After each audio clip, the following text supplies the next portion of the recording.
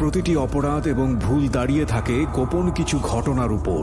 আমরা সেই গোপনকে আনতে চাই সবার সামনে, যে গোপন আপনাকে অপরাধ কিংবা ভুলের মূল কারণ দেখিয়ে দেবে। আপনি হয়তো নতুন করে ভাবতে শিখবেন কিভাবে অপরাধ থেকে দূরে থাকা যায়। আমরা অপরাধীকে দোষী বলার আগে কেন সে দোষ করেছে সেটা দেখাই, যাতে আপনি আর সেই ভুল না করেন। আমরা অপরাধকে নিরুৎসাহিত করতে অপরাধ কিংবা কোনো ভুলের নির্মম পরিণতি দেখাই, যাতে আপনাকে আমরা সেই জায়গায় না দেখি। আমরা বিশ্বাস করি প্রতিটি মানুষই সম্ভাবনাময়। কাউকে তার ভুল বা অপরাধের শাস্তি দেবার আগে আমরা তার ভুলের পেছনের গোপন সত্য সবার সামনে বলার সৎ সাহসকে সম্মান জানাই, যাতে আপনি সেই ভুল থেকে বাঁচতে পারেন। শুরু হলো সিক্রেটস, সামথিং বিয়ন্ড এন্টারটেইনমেন্ট। সিক্রেটসের আরও একটি আনকোরা episode. Welcome and most welcome to Dhaka FM 90.4-এ। আরজি কিবরিয়া আপনার সঙ্গে রয়েছি। রবিবারের রাত 11টা হচ্ছে সময়, এবং এখন থেকে শুরু করে রাত 1টা অবধি কিংবা তারও বেশি সময় আমার বিচরণ। আজকের এই দ্য স্টেজ অফ রিয়েলিটিতে আরও একজন কনফেস করতে যাচ্ছেন জীবনের গোপনতম কিছু, যা হয়তো আপনার চিন্তাভাবনাকে ঘুরিয়ে দেবে।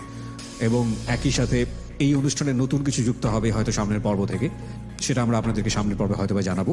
এবং একই সাথে এই অনুষ্ঠানটি যদি আপনি অংশগ্রহণ করতে চান, কিভাবে অংশগ্রহণ করবেন সেটাও আমরা জানাবো।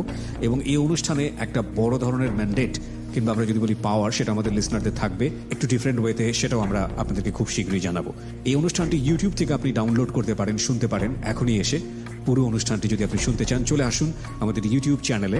আমাদের ইউটিউব চ্যানেলটির ঠিকানা হচ্ছে www.youtube.com/DFM904।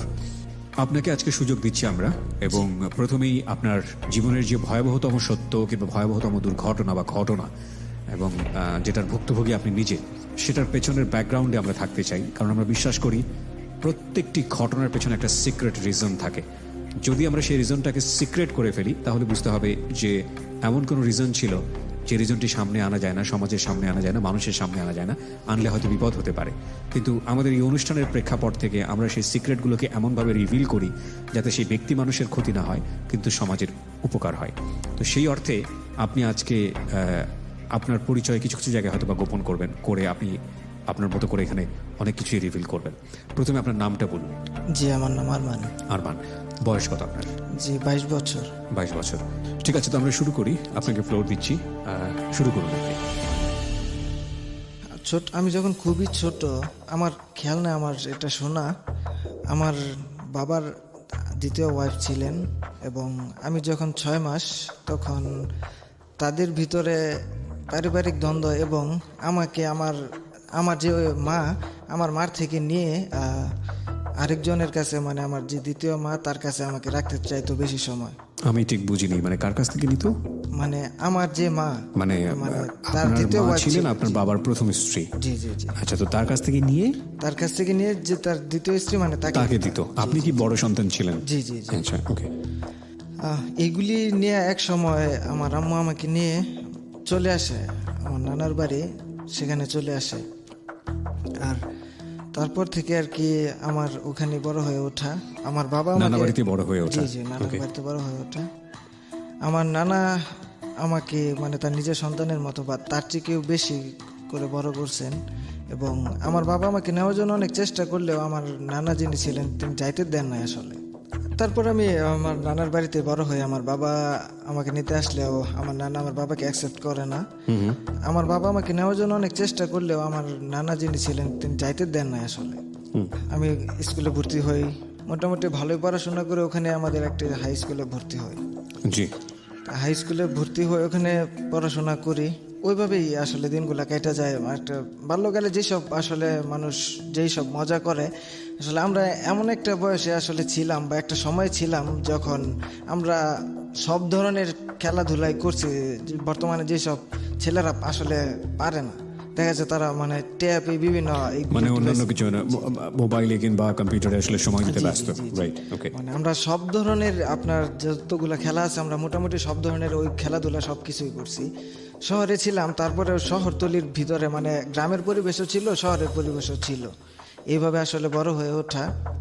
আর ছোট থেকেই আমি এই বিভিন্ন ফোন ল্যাপটপ এগুলোর প্রতি আমার টেকনোলজির প্রতি আকর্ষণ ছিল বেশি। আচ্ছা আমি খুব ছোট থেকে, যার কারণে আমার পাশের বাসার এক বড় ভাই ছিল, আমি ছোট থাকতে তিনি কম্পিউটার কিনেন, তার সাথে আমি যাই এবং আমার এই সব কিছু ভালো লাগে এবং ফোনের বিভিন্ন সব কিছু চালাতে চালাতে এই দিক দিয়ে আমার খুব একটা আকর্ষণ ছিল। আচ্ছা তারপর আমি আমার এসএসসি পাশ করার পরে কলেজে ভর্তি হই আমাদের শহরের একটা কলেজে, এবং তখন থেকে আমি মোটামুটি কম্পিউটারটা ভালোভাবে একটা কোর্স করি। এসএসসির পরে আমি একটু পিছনে যাই, জি। আমি যখন স্কুলে ছিলাম, যখন ওইখানে আমি পড়াশোনা করি, তো ওখানে আমার ক্লাস 6 একটা মেয়ে ভর্তি হয়েছিল। তো মেয়েটাকে আমার আসলে এমনিতেই ভালো লাগতো, আসলে রিলেশন টাইপ ওইভাবে বুঝতাম না, ভালো লাগতো। ওইভাবে করতে করতে মেয়েটার সাথে আমার স্কুল জীবন ওইভাবে যায়, কোনো ধরনের রিলেশন হয় না। আমি যখন কলেজে পড়ি তখন ওই মেয়েটার সাথে আমার রিলেশন হয়। জি এবং আমার কলেজ পড়াশোনা করার পর আমাদের যখন আমি মানে কলেজে মোটামুটি আমার পড়াশোনা শেষ, তারপর আমি ইন্টার এক্সাম দেওয়ার পরে আমি 2014 সালে শেষের দিকে ডিসেম্বর মাসে তখন মেয়েটার সাথে আমার ফোনে যোগাযোগের সম্পর্ক হয়। কোন মেয়েটা? যেটা আমার লাইফে ফার্স্ট আর কি, এটা স্কুল লাইফে ছিল। স্কুল লাইফে? আচ্ছা, মেয়েটার সঙ্গে ফোনে যোগাযোগ হলো কিভাবে? ফোনে আমার এক ফ্রেন্ড ছিল, আমার এক ফ্রেন্ড তার আর কি বান্ধবীর সাথে রিলেশন ছিল, তার বান্ধবীর নাম্বারটা আমাকে কালেক্ট করে দিয়েছিল। আচ্ছা একটু পিছনে যাই, আমরা একটা কোর্স করতেছিলাম ফ্রিল্যান্সিং করার জন্য। তখন মানে আমি বিভিন্নভাবে অনলাইনে ঘুরে ফ্রিল্যান্সিং সম্পর্কে জানি এবং এটাতে কিভাবে ইনকাম হয় কি এইগুলি সব কিছু জানি এবং আমার ভিতরে আগ্রহ জাগে। আপনি তখন এসএসসি পরীক্ষার্থী নাকি তার ছোট? আমি না, তখন আমি ইন্টারমিডিয়েট পরীক্ষা অলরেডি কমপ্লিট। ও, ইন্টারমিডিয়েট পরীক্ষা পরের ঘটনা এটা? জি জি। তখন তো আমি নেট থেকে দেখার পরে আমার ব্যাপারটাতে আগ্রহ জাগে। আমি আমাদের এলাকায় একজনের সন্ধান পাই যিনি ফ্রিল্যান্সিং করেন এবং সে মূলত এসইও স্পেশালিস্ট ছিল। কি স্পেশালিস্ট? এসইও মানে সার্চ ইঞ্জিন অপটিমাইজেশন। এটার স্পেশালিস্ট হলে কি হয়? এটা মূলত আপনার একটা ওয়েবসাইট প্রমোট করা, এটার ভিতরের অন পেজ অফ পেজ ওয়েবসাইটটাকে গোছানো এবং ওয়েবসাইটের মার্কেটিং করা এবং গুগল র্যাঙ্কে এটাকে সামনে, গুগলের যাতে আমরা যেরকম সার্চ দেই একটা ওয়েব বা একটা গান বা অন্য কিছু, আমাদের এখানে অনেকগুলি রেজাল্ট আসে ওয়েবসাইটের, কিন্তু যাতে প্রথম দিকে যাতে আসে এবং সেই জন্য প্রথম দিকে যাতে আসে সেই জন্য আসলে। আর ভিজিটর কিভাবে আনা যায়, ব্যাকলিংক বা এগুলো নিয়ে কাজ করতো। জি জি জি। আপনারা ওর কথা শুনে বুঝতেই পাচ্ছেন যে ও মোটামুটি এইসব মানে আইটিতে কিংবা আমি যদি বলি সফটওয়্যারের জায়গাটা থেকে কিংবা যদি বলি যে ওয়েবের জায়গাটা থেকে ও মোটামুটি ওর জানাশোনা আছে। আমি গেস করছি ও হয়তো স্পেশালিস্ট, নইলে ওর এই বিষয়গুলো জানার কথা না। এবং যেহেতু ও আজকে এখানে সিক্রেট কোনো রিজন বা সিক্রেট কোনো কজ আজকে এখানে এক্সপোজ করবে, সুতরাং সেই জায়গাটি থেকে ওর ক্রাইমটা সাইবারের দিকেই যাওয়ার সম্ভাবনা আছে। বাট আপনারা একটু শোনেন মনোযোগ দিয়ে, আমার মনে হয় আপনারা বুঝতে পারবেন। বলুন। তারপর আমার তার সঙ্গে পরিচয় হয়? জি জি জি, তার সঙ্গে পরিচয় হয় এবং তার কাছে আমরা রিকোয়েস্ট করে কাজটা শিখি। আমরা 4 জন ছিলাম, এই 4 জন আমরা তার কাছে এসইও শিখি। তো এসইও শিখার পর 4 জন আমরা মোটামুটি, এটা তো আসলে প্র্যাকটিসে রাখতে হয়, যেহেতু জিনিসটা শিখছি প্র্যাকটিসে রাখতে হবে। প্র্যাকটিসে রাখার জন্য আমরা 3 জনে মিলে একটা আইটি ফার্ম মূলত দেই। এটা কি ওই ইন্টারে পড়ার সময়? না না, ইন্টারমিডিয়েট কমপ্লিটের পরে আসলে, ইন্টারমিডিয়েট তখন রেজাল্ট হয় নাই। ওকে, ওই সময়টাতে জি জি আইটি ফার্ম খুলে বসলেন? জি জি জি। ময়মনসিংহে? জি জি। ওকে। এবং এটা মূলত আমরা একটা দোকান নিয়েছিলাম, একটা বড় সড়ো একটা দোকান একটা বাজারে, এবং দোকানে নিয়ে আমরা প্র্যাকটিস করার জন্য মূলত এটা শুরু করছি যে আমরা এখানে প্র্যাকটিস করবো। পয়সা পেলেন কোথায় এই টাকাটা? যে টাকাটা আমাদের যিনি বড় ভাই ছিলেন মানে তিনি ইনভেস্ট করছে আর আমরা কিছু কিছু। আচ্ছা, জি। তো উনি ইনভেস্ট করলো কেন? উনি ইনভেস্ট করলো মানে ওনার লাইফে যে টার্গেট ছিল, এবং সে আমাদের বয়স অনেক সিনিয়র ছিল এবং সে স্বাবলম্বী ছিল। আচ্ছা, এইসব কাজ করে?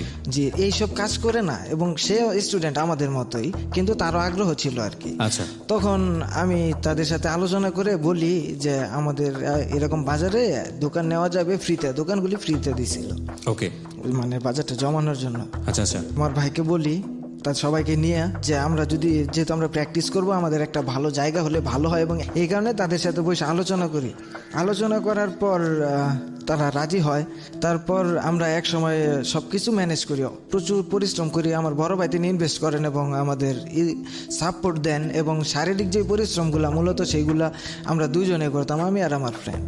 আচ্ছা। মোটামুটি প্রতিদিন রাত্রে আমরা প্র্যাকটিস করতাম, নেট থেকে টিউটোরিয়াল দিয়ে আর বিভিন্ন কিছু দেখে আমরা যেগুলি শিখছি এগুলি নিয়ে প্রতিদিন প্র্যাকটিস করতাম রাতে। এবং আমাদের মান্থলি একটা খরচ ছিল, যেহেতু আমাদের বিদ্যুৎ বিল দিতে হয়, মিটার আছে, আমাদের নেট বিল দিতে হয়। তো একটা খরচের কথা চিন্তা করে যে মান্থলি যেহেতু একটা খরচ দিতে হবে, তো আমাদের যেহেতু ওখানে 3টা মেশিন ছিল প্রাথমিক অবস্থায়, তো আমাদের সিনিয়র যে ভাই তিনি বলেন যে আমরা যদি দিনে ব্যাপারটা ক্যাফে হিসাবে দেই, যে ছেলেরা ইউজ করলো ঘন্টা প্রতি, সাইবার ক্যাফে, জি সাইবার ক্যাফে হিসাবে দেই, তাহলে আমাদের নেট বিলটা, কারেন্ট বিলটা উঠে আসবে। আচ্ছা, আমরা রাত্রে প্র্যাকটিসটা করতাম আসলে, উঠে আসবে। তো ওই সূত্র থেকে আমরা আসলে প্রাথমিক অবস্থায় আমরা ক্যাফে চালু করি। কত সালের ঘটনা এটা? এটা 2015 সালের শুরু থেকে আমাদের ক্যাফেটা শুরু হয়। 2015 সালের শুরু, 15 সালের ফার্স্ট থেকে আচ্ছা ক্যাফে শুরু হয়। তারপর ওখানে আসে, আমি বসি, কাস্টমার আসে, ডিউটি করি, ভাই মাঝে মাঝে আসে, আর রাত হলে সবাই একসাথে প্রতি practice ঘন্টা করি। একটা বেসিসে না? জি জি। কত টাকা ধরতেন প্রতি ঘন্টায়? 30 টাকা। 30 টাকা। 2015 সালে 30 টাকা তো অনেক কম টাকা। জি জি। এবং সাইবার ক্যাফে ইনফ্যাক্ট 2015 সালে ঢাকা শহর থেকে পুরোটা উঠেই গেছে আমার ধারণা। জি জি। কেবলমাত্র ময়মনসিংহ বলেই হয়তো বা একটু রিমোট এরিয়া, সে কারণে হয়তো বা জি, জি, চলছে। জি, জি। ওকে, তারপর আমরা প্র্যাকটিস করতে থাকি। আমাদের যে সিনিয়র ভাই, তিনি আসলে মূলত তারও লাইফে অনেক টার্গেট ছিল, অনেক বড় লক্ষ্য ছিল কেরিয়ারের, এবং সে ওই ব্যাপারগুলি হয়তো একটু কম বুঝতো। আমার যে টেকনিক্যাল আমরা এসইও যেটা শিখতাম, ব্যাপারগুলি হয়তো একটু কম বুঝতো। ওইভাবেই চলে কিছুদিন। এবং আমার ভাই যিনি, তার একটু ব্যবসার দিকে মনোনিবেশ ছিল বেশি, ওই দিক দিয়ে সে বেশি চিন্তা করতেন। এবং সে এক সময় আমাদের এইগুলি দেখে তিনি বলেন যে আমাদের মনে হয় এসইওটা করে আসলে তেমন কিছু করা সম্ভব না, আমরা এখান থেকেই যদি আসলে বিজনেসটা করতে পারি, আসলে আমাদের এসইওটা করাটা ঠিক হবে না, আমরা আসলে ব্যবসার দিকেই যাই, আমাদের এই ব্যবসাটাকে আমরা ক্যাফেটারেই আপাতত বড় করি, হয়তো ভালো কিছু হতে পারে। তারপর আমি বললাম যে ভাই, আমি এটা শিখছি এবং এটা আমার করতে ভালো লাগে, তো আমি এটা দিয়ে আসলে আমি একটা কিছু করতে চাই। তারপর আবার সে রাজি হয় একটা সময়। এবং তারপর নতুন আমরা আসলে যেই জায়গায় আমাদের অফিসটা ছিল, সেখান থেকে তার পাশেই আরেকটা ছেলে ছিল, সে আসলে দোকান করতো। সেই দোকান থেকে সে আমার ক্যাফেতে এসে বসতো, সব সময় সে আমার ক্যাফে থেকে এসে বসতো। এবং একটা সময় তার সাথে আমার খুব ভালো সম্পর্ক হয়। তাকে আমি পরিচয় করাই দিই আমার ভাইয়ের সাথে। এবং তারপর বাইরে একদিন বার্থডে, জন্মদিনের দিন আমরা ভাইকে না বলে আসলে সারপ্রাইজ দিব। আমি ওকে বলে, যে আমার নতুন বন্ধু হয়েছে, ওকে বলে, এবং আমার সাথে আরেকজন ছিল, তাকে বলে আমরা সব কিছু ম্যানেজ করি। ম্যানেজ করার পরে আমরা ভাইকে সারপ্রাইজ করি। আসলে আমরা সব কিছু রেডি করে ভাইকে ক্যাফে থেকে বের করে দেই। এবং তারপর আমরা সাথে সাথে সব কিছু রেডি করে আমি তাকে নিয়ে ঘুরতে যাই। সে আসে আবার ক্যাফেতে, আসার পরে সে একদম সব কিছু দেখে খুবই সারপ্রাইজ হয়। সেটার ভিডিও আছে আমাদের কাছে এখনো। খুব আমরা ফুর্তি করে, ওখানে লাইটিং থাকে, যা যা করা লাগে আমরা সব কিছু আই না, এবং খুবই ফুর্তি করে। এবং সে তার লাইফে বেস্ট উইশ আসলে ওইটা ছিল তার লাইফে, সে খুবই খুশি হয়। ঠিক আছে আরমান, আমরা এখান থেকে ফিরি। ছোট্ট একটা বিরতির সময় যেহেতু হয়ে গেছে, আমরা একটা বিরতি নেব মাত্র 2 মিনিটের। প্রিয় শ্রোতা, আপনারা শুনছেন সিক্রেটস ঢাকা FM 90.4-এ সারা দেশব্যাপী। অনুষ্ঠানটির ইউটিউব ভার্সন দেখার জন্য আপনারা চলে আসবেন আমাদের ইউটিউব চ্যানেলে। আমাদের ইউটিউবের ঠিকানা হচ্ছে www.youtube.com/DFM904। সাবস্ক্রাইব বাটনে ক্লিক করে আমাদের চ্যানেলটি সাবস্ক্রাইব করুন, নোটিফিকেশন অন রাখুন। যত কন্টেন্ট ওখানে আপলোড হবে সঙ্গে সঙ্গে আপনি আপনার মোবাইল নোটিফিকেশন পাবেন। ছোট্ট একটা বিরতি, মাত্র 2 মিনিটের। I will be right back. Secrets, something beyond entertainment.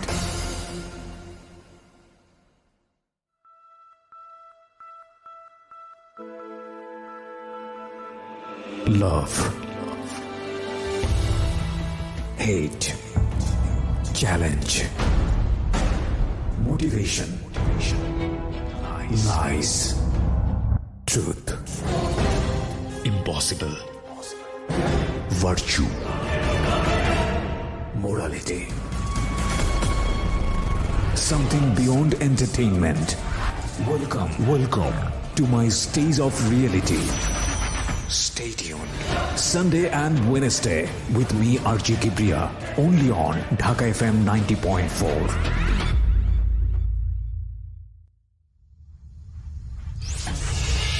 Secrets. Something beyond entertainment.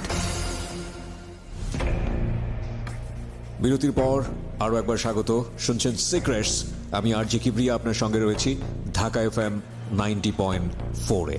আর আজকে এখানে কনফেস করছে আরমান। আমি কথা না বাড়িয়ে আরমানের কাছেই ফিরতে চাই। এই ফাঁকে আপনাদেরকে বলে দিচ্ছি, আপনারা চলে আসতে পারেন আমাদের ফেসবুক পেজে। ফেসবুকের ঠিকানা www.facebook.com/ilovedhakafm। পেজটিতে লাইক দিয়ে অ্যাক্টিভ থাকবেন প্লিজ, এবং একই সাথে আপনারা চলে আসতে পারেন আমার ফেসবুক পেজেও। পেজটির ঠিকানা www.facebook.com/kibria.rj KEBRIA.RJ। লাইক দিয়ে দেবেন। হ্যাঁ আরমান, যেখানে ছিলাম আমরা ক্যাফেতে, যে ঘটনাটা ঘটছিল, তারপর তারপর বার্থডে উইশ করার পরে সে খুবই খুশি হয়। তারপর আমার যে ফ্রেন্ড নতুন হয়েছে তার সাথে রাতে বসেন। আমি তার কাছে আগে বলছি যে আসলে ভাই এইদিকে তার অনেক আগ্রহ আছে এবং সে এইদিকে কিছু করতে চায়। আচ্ছা। এবং তারপর ভাই তার আগ্রহ দেখা তাকে বলে যে তুমি আমাদের সাথে আসতে পারো। আচ্ছা। সে আমাদের সাথে আসে এক সময়। তার ওটা সে দোকান করতো, ওটা করতো, তার ব্যবসা করতো এবং ব্যবসার পাশাপাশি কিসের ব্যবসা ছিল তার? এমনিতে মনিহারি যা যা আসলে আচ্ছা আচ্ছা, লাগে। Okay fine. জি, বড় তো ওটা ধরনের ফেলে দিয়ে সে আপনাদের ক্যাফে বিজনেসে চলে আসলো। যে বিজনেসে চলে আসে নাই, আইটি বিজনেস জি, বা পার্টনারশিপ চায় বা করতে চায়, অংশগ্রহণ করতে এবং চায়, না আমাদের সাথে সে কাজটা শিখতে চায়। কাজটা শিখতে চায়। ওকে। জি, সে কাজটা শিখতে কি চায়। শেখাতেন আপনারা? গুগলে কিভাবে কাজ করতে হয়, ইউটিউবে কিভাবে কাজ করতে হয়, পয়সা কিভাবে ইনকাম করতে হয়, জি, ফ্রিল্যান্সিং করতে হয়, জি, জি, এগুলো শেখাতেন। জি, জি। ওকে। তারপর ও আমাদের সাথে আসে এবং সে তার ব্যবসা কন্টিনিউ করে। ইন দ্য মিন টাইম কি আপনি কিছু শিখেছেন আপনার বড় ভাইয়ের কাছ থেকে ওই সময়টাতে যখন ও জয়েন করছে? এখানে একটা মিস্টেক হয়েছে। জি। আমরা এক বড় ভাইয়ের থেকে কাজ শিখছিলাম, ঠিক আছে, এবং যে কাজ আমাদের এখন যে বড় ভাইয়ের কথা বলছে আমাদের ক্যাফেতে আছে, উনিও আমাদের সাথে কাজ শিখেছিলেন। আচ্ছা। সেই বড় ভাই তখন আসলে পর্যন্ত কি আপনি কিছু পারেন? মানে আপনি যেগুলোর কথা বলছিলেন, আপনি কিছু পারেন? টুকটাক ফ্রিল্যান্সিং করে পয়সা ইনকাম করছেন নাকি শুধু শিখছেন তখনও? না না, তখন আসলে ইনকাম হয় নাই। তখন মোটামুটি আসলে শিখার পর প্র্যাকটিসে ছিলাম। আচ্ছা, ওকে। প্র্যাকটিসে থাকা, তারপর আমার ফ্রেন্ড আমাদের সাথে আসে এবং ভাই রাজি হয় সবই, এবং তার ব্যবসা কন্টিনিউ করার সাথে সাথে সে আমাদের সাথে এসে বসে, রাত্রে সময় দেয় এবং সে আমার সাথে প্র্যাকটিস করে, এসিও প্র্যাকটিস করে। তো প্র্যাকটিস করার এক পর্যায়ে আমার ভাই, আসলে সিনিয়র ভাই আমাদের সাথে যিনি আছেন, সে এসি নিয়ে সন্তুষ্ট না, যে আসলে তোমরা মনে হয় তেমন একটা ভালো আগাতে পারছো না, আমরা এটা ক্লোজ করি, আমরা অন্য কিছু করার চেষ্টা করি, আচ্ছা। আমরা এই বিজনেসটাকে আসলে বড় করার চেষ্টা করি। আচ্ছা। একটা সময় যেতে যেতে সে আসলে এসিও থেকে আসলে টোটালি আমাদেরকে বের করে দেয়। তখন আবার আমাদের যেই ক্যাফেটা ছিল, ক্যাফেটা একটা জায়গা থেকে একবারে মেইন রোডের সাথে নিয়ে যায়, মুভ করে মেইন রোডের সাথে নিয়ে যায়, আবার নতুন করে সবকিছু পরিশ্রম করে আবার শুরু করা লাগে। এবং তার পাশাপাশি আমরা অনলাইনে যে কাজগুলি করা যায়, কাজের সেবাগুলি, ওইটাও চালু করি আমরা। ব্যবসা মোটামুটি ভালোই চলতে থাকে করি আমরা, এবং পাশাপাশি আমাদের যেই টার্গেট এসিও, ওইটা করি। জি জি। এখন আমি ওই সময়টায় আমরা বাইরের প্রেশারে এক সময় আমরা এসিও থেকে বের হয়ে যাই, এবং আমার ফ্রেন্ডও এসিও শিখতো এবং ও এসিও থেকে বের হয়ে যায়। তারপর আমার ফ্রেন্ড আসলে গ্রাফিক ডিজাইন শেখা শুরু করে। সে গ্রাফিক ডিজাইন শিখে, গ্রাফিক ডিজাইন প্র্যাকটিস করে। তখন আমি ইউটিউব নিয়ে আসলে একটু ঘাটাঘাটি করে দেখি ইউটিউবে কি করা যায়। তো আমি ইউটিউবে মোটামুটি ইউটিউব থেকে অনেক কিছু শেখার পরে আমি আমার নিজস্ব একটা চ্যানেল খুলি। কি নামে চ্যানেলটা? কি এখনো আছে? জি, চ্যানেলটা আছে।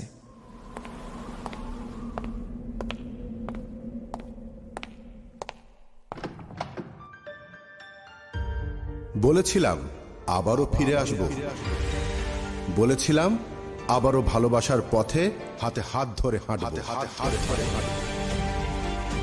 সময় এসেছে আবারও সেই দিনগুলোকে ফিরিয়ে আনার, সেই সময়কে আবারও নিজের করে নেয়ার। কে আমি? সব উত্তর মিলবে। আসছি বৃহস্পতিবার।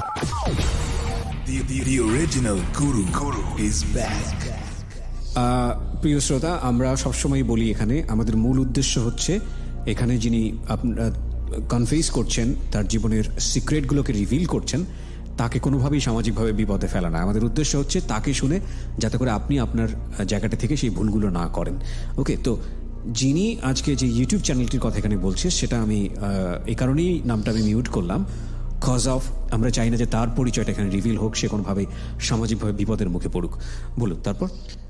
তারপর আমি তো আর এসইওতে নাই, তো আমার মোটামুটি প্র্যাকটিস করা শিখে আছে, আমি আর এসইওতে নাই। তারপর আমি ইউটিউব নিয়ে আসলে কাজ করা শুরু করি। আর পাশাপাশি আমি আসলে ভাবতে থাকি যে আসলে অন্য কোন দিকে মুভ করলে ভালো হয়, ওয়েব ডিজাইনটা শিখলে কেমন হয়, ওয়েব ডিজাইনটাও কিছু আসলে দেখি যে এটা আসলে আমি পারবো কিনা বা এটা একটু করা যায় কিনা, ওইটা নিয়ে তখন একটু ঘাটাঘাটি করতে থাকি। এবং ওয়েব ডিজাইনে একটা সময় দেখা যাচ্ছে যে মোটামুটি প্র্যাকটিস করা শুরু করে দিয়েছি ডিজাইন অ্যান্ড ডেভেলপমেন্ট ওয়েব ডিজাইনে। আচ্ছা, আপনাকে আমি একটা প্রশ্ন করতে চাই, যদিও গল্পের বাইরের প্রসঙ্গ। সেটা হচ্ছে, আপনি যেহেতু এক্সপার্ট, সেটা আপনার বিষয়গুলো নিয়ে একটু জানা থাকার, কতটুকু জানাশোনা আছে সেটাই একটু টেস্ট করার জন্য। একটা যেটা হচ্ছে যে ইউটিউবে পয়সা ইনকাম করা কতজন সাবস্ক্রাইবার আছে সেটার উপর ডিপেন্ড করে না। আমি যত জানি যে ভিডিওটা কি পরিমাণ ভিউ হচ্ছে, ভিউয়ের উপরও ডিপেন্ড করে না। যদি সেটা মনিটাইজ করা হয় এবং যে বিজ্ঞাপনগুলো ওখানে যাবে সেই বিজ্ঞাপনগুলো যদি কেউ দেখে, ক্লিক করে, তাহলে সেটা আসে। তাহলে আমরা বারবার সাবস্ক্রাইবের কথা বলি কেন? সাবস্ক্রাইবের লাভটা কি? সাবস্ক্রাইবের লাভ হচ্ছে এখানে সাবস্ক্রাইব করে আমাদের যেই আসলে বাটনটা আছে, এইখানে যদি করা থাকে, তাহলে যদি ধরেন আমি আমার চ্যানেল থেকে কোনো যদি ভিডিও পাবলিশ করি, তাহলে যারা সাবস্ক্রাইব করে রাখবে তাদের এখানে নোটিফিকেশন চলে যাবে। সেটা তো নোটিফিকেশন অন রাখলে যাবে। জি, নোটিফিকেশন অন না রাখলে আলটিমেটলি যাবে না। যাবে না, হ্যাঁ। যাবে হয়তো বা, কিন্তু নোটিফাই করবে না। জি জি। আচ্ছা, ঠিক আছে, ইউ আর কারেক্ট। হ্যাঁ, বলুন। তারপর তো এভাবে কন্টিনিউ হওয়ার এক সময় প্রতিদিন রাতে ভাই আমাদের এবং জীবন সম্পর্কে, বাস্তবতা সম্পর্কে, কেরিয়ার সম্পর্কে প্রচুর জ্ঞান দিতেন এবং তিনি অনেক ভালো জানতেন, আমাদের প্রচুর বুঝাইতো তিনি। তো এবং তিনি গাইডলাইন দিয়ে রাখতেন আমরা যাতে অন্য কোনো দিকে মুভ না করি বা খারাপ দিকে কোনো দিকে না যাই। গার্জিয়ানের মতো ছিলেন আসলে, এবং আমরা বলতে গেলে যে এক গুরুর মতো মানতাম তাকে। এবং ভাই বলে ডাকতাম, তার নামটা ধরে ভাই বলতাম না, শুধু ভাই। এবং নাম্বারও পর্যন্ত ফোনে সেভ ছিল যে আমাদের ভাই। ওকে। তো একটা পর্যায়ে আমি 2015 সালের মূল ঘটনা, 2015 সালের 21শে অক্টোবর আমি ফেসবুক ব্রাউজিং করতে থাকি এবং আমরা টাইমলাইন বা নিউজ ফিড যাই বলি না কেন, আমার টাইমলাইনে একটা ছবি সহ একজনের একটা পোস্ট আসে। এবং ছবি আসার পর আমি নিচে কমেন্টে দেখি একটা মেয়ের কমেন্ট করা, আইডিটার নাম আমি বলবো না। ওকে। ওই কমেন্ট থেকে মেয়েটাকে দেখে আমার আসলে ভালো লাগে। ভালো লাগার পরে আমি মেয়েটাকে অ্যাড দিই। এটা রিয়েল আইডি ছিল না ফেক ছিল? রিয়েল আইডি ছিল এবং তার নিজের ছবি দেওয়া ছিল। জি, এবং তার যে এডুকেশনাল ইনফরমেশন সবই দেওয়া ছিল। ওকে। জি, তারপর আমি অ্যাড দিই তাকে। তখন কি আপনি ইন্টারমিডিয়েটের ওই যে পরীক্ষা দেওয়ার বিরতির সময়টা, ওই সময়ের মধ্যে আছেন নাকি আপনি ভর্তি হয়েছেন কোথাও? না না, নাকি আপনি চাকরি নিয়ে চলে এসেছেন ঢাকা? না না, তখন আমি 2014-তে ইন্টারমিডিয়েট দেওয়ার পরে তখন আমি আসলে মূলত এক ইয়াতে ভর্তি হই নাই। ভর্তি হওয়ার কথা চলতেছে বা প্রিপারেশন নিচ্ছেন এরকম কোনো কিছু সময়? ওকে। ভার্সিটি এক্সামের জন্য আসলে তখন প্রিপারেশন চলতেছিল। তো ওই সময় তো আইডিটা দেখার পরে আমার মেয়েটাকে ভালো লাগে এবং আমি আইডিটাতে অ্যাড দিই। এবং আমি প্রথমত অ্যাড দিতে পারি নাই, কারণ মেয়েটার আইডিতে প্রাইভেসি করা ছিল, ফ্রেন্ড রিকোয়েস্টের জায়গায় প্রাইভেসি ছিল। আমি অ্যাড দিতে পারি নাই, যার কারণে যার প্রোফাইলটা থেকে পোস্টটা আসছে তার প্রোফাইলে ওই ছেলেটাকে আমি আগে অ্যাড দিই। এবং অ্যাড দেওয়ার কারণে ওই ছেলেটা অ্যাকসেপ্ট করার পরে আমি মেয়েটাকে অ্যাড দিতে পারছি। তারপর মেয়েটা এটা ভাবছিল, সে পরবর্তীতে আমাকে বলছে, এটা ভাবছিল যে মেয়েটার সাথে মানে আমি ওর মিউচুয়াল ওর যে ফ্রেন্ড, যা মানে ওর মিউচুয়াল যেহেতু, তাহলে মানে আমি ওর ফ্রেন্ড ওই হিসাবে সে আসলে আমাকে অ্যাকসেপ্ট করে। অ্যাকসেপ্ট করার পরে আমাদের ফেসবুকে কিছুদিন কথা হয়, ভালোই কথা হয়, ফ্রেন্ডশিপ। এবং সে একটা পর্যায়ে আমাকে জিজ্ঞেস করে, আসলে তুমি কি তুমি তো ওর ফ্রেন্ড না, মানে ওর যে মিউচুয়াল, তুমি তোর ফ্রেন্ড না? আমি কই না। তো তাহলে ওর সাথে তোমার ফ্রেন্ডশিপ কেন? আমি বলি যে ওর সাথে আমার ফ্রেন্ডশিপ আসলে তোমাকে আমি অ্যাড দিতে পারি নাই, তো যার কারণে আমি আগে ওকে অ্যাড দিছি, তুমি মিউচুয়াল দেখলে হয়তো আমার রিকোয়েস্ট অ্যাকসেপ্ট করবা, এই কারণে। এবং পরে সে বলে যে আসলে আমি ভাবছিলাম যে তুমি আসলে ওর ফ্রেন্ড, ছেলেটার নাম বলতেছি না, তুমি ওর ফ্রেন্ড, যার কারণে আমি তোমার রিকোয়েস্ট অ্যাকসেপ্ট করছি। তারপর যেটা তার সাথে আমার কথা কন্টিনিউ হচ্ছে, মানে কন্টিনিউয়াসলি পোক করে যাচ্ছেন, সেও রিপ্লাই করতেছে এবং একটা ভালো ফ্রেন্ডশিপ হয় তার সাথে আমার। ওকে, ভালো ফ্রেন্ডশিপ। মেয়েটার নাম কি ছিল? মেয়েটার নাম ছিল মিম। ওকে, ঠিক আছে, বলুন। হ্যাঁ, তো মিমের সঙ্গে আপনার কথোপকথন হচ্ছে? জি, তারপর আমি মিমের সাথে ভালো ফ্রেন্ডশিপ হয়, কথাবার্তা হয়। তারপর একদিন ওর সাথে আমার একটা বিষয় নিয়ে একটু মনোমালিন্য হয়, একটু ফেসবুকে কনভারসেশনে মনোমালিন্য হয়। তারপর সে আমাকে এটা নিয়ে, এবং সেই বলে যে আসলে আমার এই ব্যাপারটাই ভুল হয়েছে, তুমি একটা কাজ করো, তুমি তো আমার কাছে একটা জিনিস চাইছিলা, এর আগে আমি আসলে তার ফোন নাম্বারটা চাইছিলাম। ওকে, এবং সে আমাকে তখন বলতেছে তুমি তো আমার কাছে একটা জিনিস চাইছিলা, আমি ওইটা তোমাকে দিতে পারি একটা শর্তে। আমি কই কি, তুমি কাউকে আমার নাম্বার কাউকে দিতে পারবে না? আমি বলি যে আমি তোমার এত রিকোয়েস্ট করে আমি তোমার নাম্বারটা নিতেছি, আমি অন্য কাউকে দেওয়ার জন্য। তারপর সে আমাকে নাম্বারটা দেয়। ওইটা আসলে মূলত এই রিলেশনটা আমার মূলত লাইফে ফার্স্ট রিলেশন বলা চলে। রিলেশন বলতে প্রেমের সম্পর্ক, মানে প্রেমের সম্পর্কের দিকে টার্ন নিচ্ছে জি জি আসলে। জি, টার্ন ওকে, নিচ্ছে, হ্যাঁ। জি। তো সে নাম্বার দেয়, আমি তাকে রাতে ফোন দিই। রাতে ফোন দেওয়ার সময় তখন রাতে 1টা বাজে, ক্যাফে থেকে বের হয়ে আমরা একটা মাঠে গিয়া ফোন দিয়ে, এবং সাথে আমার এক বন্ধু ছিল। তো ফোন দিয়ে ফার্স্ট টাইম আমি ফোন দেওয়ার সময় আসলে আমি আমার আসলে ভয় না কি থেকে আমি জানি না, ফার্স্ট টাইম আমার হার্টবিট প্রচুর পরিমাণে বাড়ছে, এবং আমি আসলে কন্ট্রোল করতে পারতেছিলাম না, আমার কেমন যেন লাগতেছিল এক ব্যাপক আনইজি। আমি ফোন আসলে ওই মানে ফোন দিতেছি, তারপর আমি ফোন দেওয়া দিই। ফোন দেওয়ার পরে আমি কোনো কথা বলি না, ও বলে না। কথার একটা পর্যায়ে মিম আমাকে বলে কি ব্যাপার কথা বলেন না কেন? তখন পর্যন্ত সে আমাকে আপনি করে বললে কি ব্যাপার কথা বলেন না কেন? পরে আমি বললাম আসলে ফার্স্ট টাইম তো আসলে ওইভাবে কারোর সাথে কথা বলা হয় নাই, যার কারণে আসলে আমি কথা বলতে পারতেছি না, আমি বুঝতেছি না কি বলতে, আসলে কি বলতে কি বলি। সে আমাকে বলে কত মানুষের সাথে কথা বলছেন আর কে জানে, তো এরকম কথা বললাম কিন্তু আমি সত্যি আমি কারোর সাথে কথা বলি না, আজকে রাখি, আমি অন্যদিন ফোন দিব না। তো প্রথম দিন এইভাবে ফোন হয়, তারপর থেকে তার সাথে আমার প্রতিদিন রাত্রেই টুকটাক কথা হয়। এবং আমার যে সিনিয়র ভাই আমার ক্যাফেতে, সে এই ব্যাপারটা অনেক খেয়াল করে যে ও অন্যদিকে আসলে মনোনিবেশ করতেছে। তারপর আমার ভাই একদিন রাতে এই ব্যাপারটা নিয়ে সে সিরিয়াসলি আমাকে প্রায় 2.5-3 ঘন্টা বুঝায় যে মানুষ যখন ভালো কিছু করতে থাকে তখন তার লাইফে রিলেশন আসে, তার লাইফে তখন প্রেম আসে, এবং তখন তার লাইফটাকে নষ্ট করার জন্য রিলেশনটা আসে। কারণ তুমি এই মুহূর্তে তোমার কেরিয়ারের লক্ষ্য পর্যন্ত তুমি পৌঁছাও নাই, এর ধারে কাছে তুমি এখন পর্যন্ত যাইতে পারো নাই। এই সিচুয়েশনে তুমি রিলেশন আর তোমার কেরিয়ার একসাথে কখনোই কন্টিনিউ করতে পারবা না, কারণ রিলেশনটা যতটুকু ভালো দেয় তার থেকে খারাপ দেয়, প্যারা দেয় বেশি। তুমি একটু ভালো পাবা এবং তোমার বেশিরভাগ সময় খারাপ যাবে, যার কারণে তোমার কাছ থেকে তুমি অনেক দূরে চলে যাবা, এবং তোমার কেরিয়ারের ক্ষেত্রে এটা খুবই খারাপ হবে। এর থেকে যদি পারো তুমি বিরত হও। মানে অনেক প্রচুর বুঝানোর পরে আমি দেখলাম যে না, আসলে আমি এটা আসলে ভালো করতেছি না, হয়তো এটা ভুল হচ্ছে আমার। তো আমি ওই দিন রাতে ব্যাপারটা বুঝার পর আমি তাকে আবার সেই মাঠে গিয়ে তাকে আমি ফোন দিই, এবং আমি ফোন দিয়ে তাকে বলি, ততক্ষণ আমাদের রিলেশনটা এমন যে মেয়েটা আমাকে ভালোবাসে, আমি এটা আসলে গেস করতে পারি যে মেয়েটা আমাকেও ভালোবাসে। তো আমি ওই মাঠে গিয়ে তাকে আমি মিমকে আমি ফোন দিয়ে বলি, আমার জীবনের লাইফের কিছু চরম সত্য আমি তোমাকে বলবো, আমি তোমার কাছে অনেক কিছু গোপন করছি, আমি যেগুলি তোমাকে বলি না, আমি আজকে তোমাকে সেই সব কিছু আমি তোমাকে বলবো। তার আগে আমার একটা কোশ্চেনের আনসার তোমাকে দিতে হবে। তারপর সে বলে যে কি বলো? আমি তাকে জিজ্ঞেস করি তুমি কি আমাকে ভালোবাসো? সে বলে হ্যাঁ বাসি। দাঁড়ান, প্রথম কথা হচ্ছে যে এরকম একটা প্রশ্ন কি একটা মেয়েকে কন্টিনিউয়াসলি কথা বলেই করা যায়? আসলে তখন আমি ওইভাবে তাকে আমি বলি যে আমি আমার লাইফের চরম কিছু সত্য কথা ভালোবাসো বলতে কি আপনার সঙ্গে সম্পর্কের জায়গাটাই বুঝিয়েছেন যে আপনি তার বয়ফ্রেন্ড কিনা? মানে সে আমাকে আসলে ভালোবাসে কিনা বা পছন্দ করে ফেলছে কিনা এতদিনে। আচ্ছা, তো আপনি তাকে পছন্দ করতেন এটা আপনি বুঝিয়েছেন? হ্যাঁ, প্রথম দিন থেকে আপনি বোঝাতেন? জি, সেটা আমি বলছি। ওকে, ঠিক আছে। হ্যাঁ, তারপর হ্যাঁ বাসি। তারপর আমি বললাম যে আমার পক্ষে আসলে এই রিলেশনটা কন্টিনিউ করা সম্ভব না। আমার যত ব্যাকগ্রাউন্ড আছে, আমার অতীত, আমার ওই সময়টা আমি কি করতেছি না করতেছি, আমার আর্থিক অবস্থা কেমন, পারিবারিক অবস্থা কেমন, আমার বংশ কেমন, মানে এভরিথিং, আমার বাবা যে দ্বিতীয় ওয়াইফ আছে তার, এবং এভরিথিং আমি তার কাছে বলি। বলার পরে বলেন কেন? আমি এইগুলি তাকে জানানোর দরকার, এইগুলি আমি আসলে এটা ভাই বলি, বিকজ আপনি আপনার এই রিলেশনশিপে খুব সিরিয়াস ছিলেন, মারাত্মক সিরিয়াস। এবং আপনার এই যে মেয়েটার কাছে আপনি এটা কনফেস করছেন, আপনার তখন পর্যন্ত আপনার গার্লফ্রেন্ড, জি, তার আর্থিক অবস্থা, তার ফ্যামিলি স্ট্যাটাস কেমন ছিল, এটা কি জানতে পেরেছেন আপনি যখন তাকে এগুলো বলতে গেছেন? তার আগে কি আপনি জানেন না? জানেন না? তখন পর্যন্ত আমি আসলে টুকটাক জানি, গভীরে জানেন না, তার আগেই আপনি আপনার নিজেরটা পরিষ্কার করে নিচ্ছেন। জি, ওকে।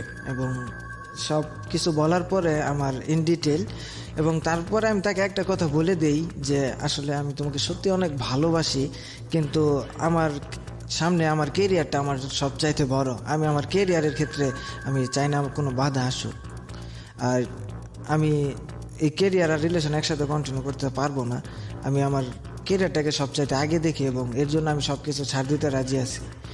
আর এর জন্যই আমি আসলে তোমার সাথে রিলেশনটা রাখতে পারবো না, বা আমি তোমার সাথে রিলেশনটা রাখতে চাই না। আমি তোমাকে অনেকদিন তোমার সাথে কথা বলছি, হয়তো তুমি আমাকে ভালোবাসো, তুমি আমার প্রতি দুর্বল, যার কারণে তোমারও খারাপ লাগবে, কিন্তু আমি তোমার কাছে মাফ চাই, তুমি আমাকে মাফ করে দিও। আমি তোমাকে আর কখনোই ফেসবুকে, ফোনে, মেসেজে কোনোভাবে তোমার সাথে যোগাযোগ করার চেষ্টা করব না, এবং সব কিছুতে আমি ব্লক দিয়ে রাখবো তোমাকে, এবং তুমিও কখনো আমার সাথে যোগাযোগ করার চেষ্টা করো না।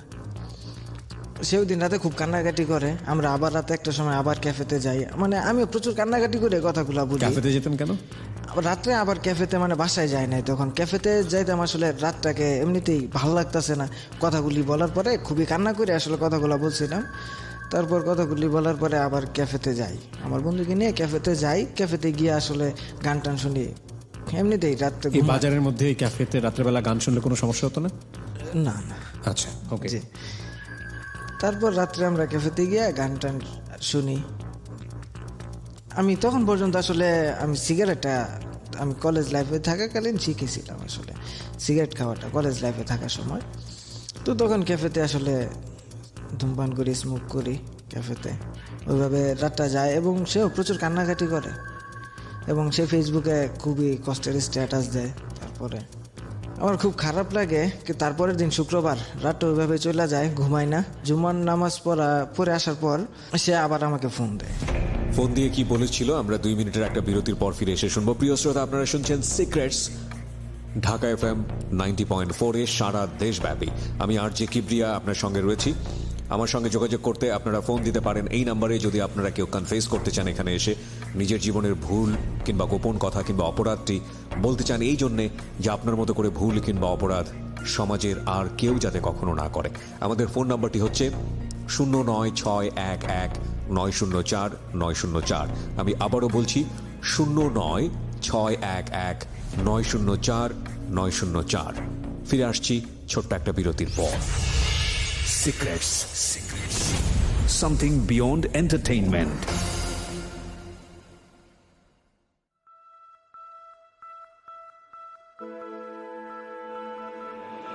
Love.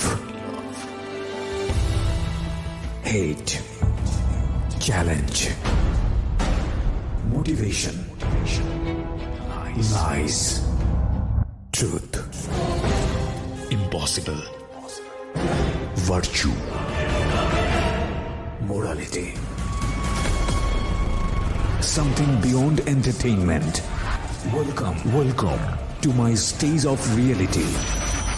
Stay tuned. Sunday and Wednesday with me, RJ Kibriya, only on Dhaka FM 90.4.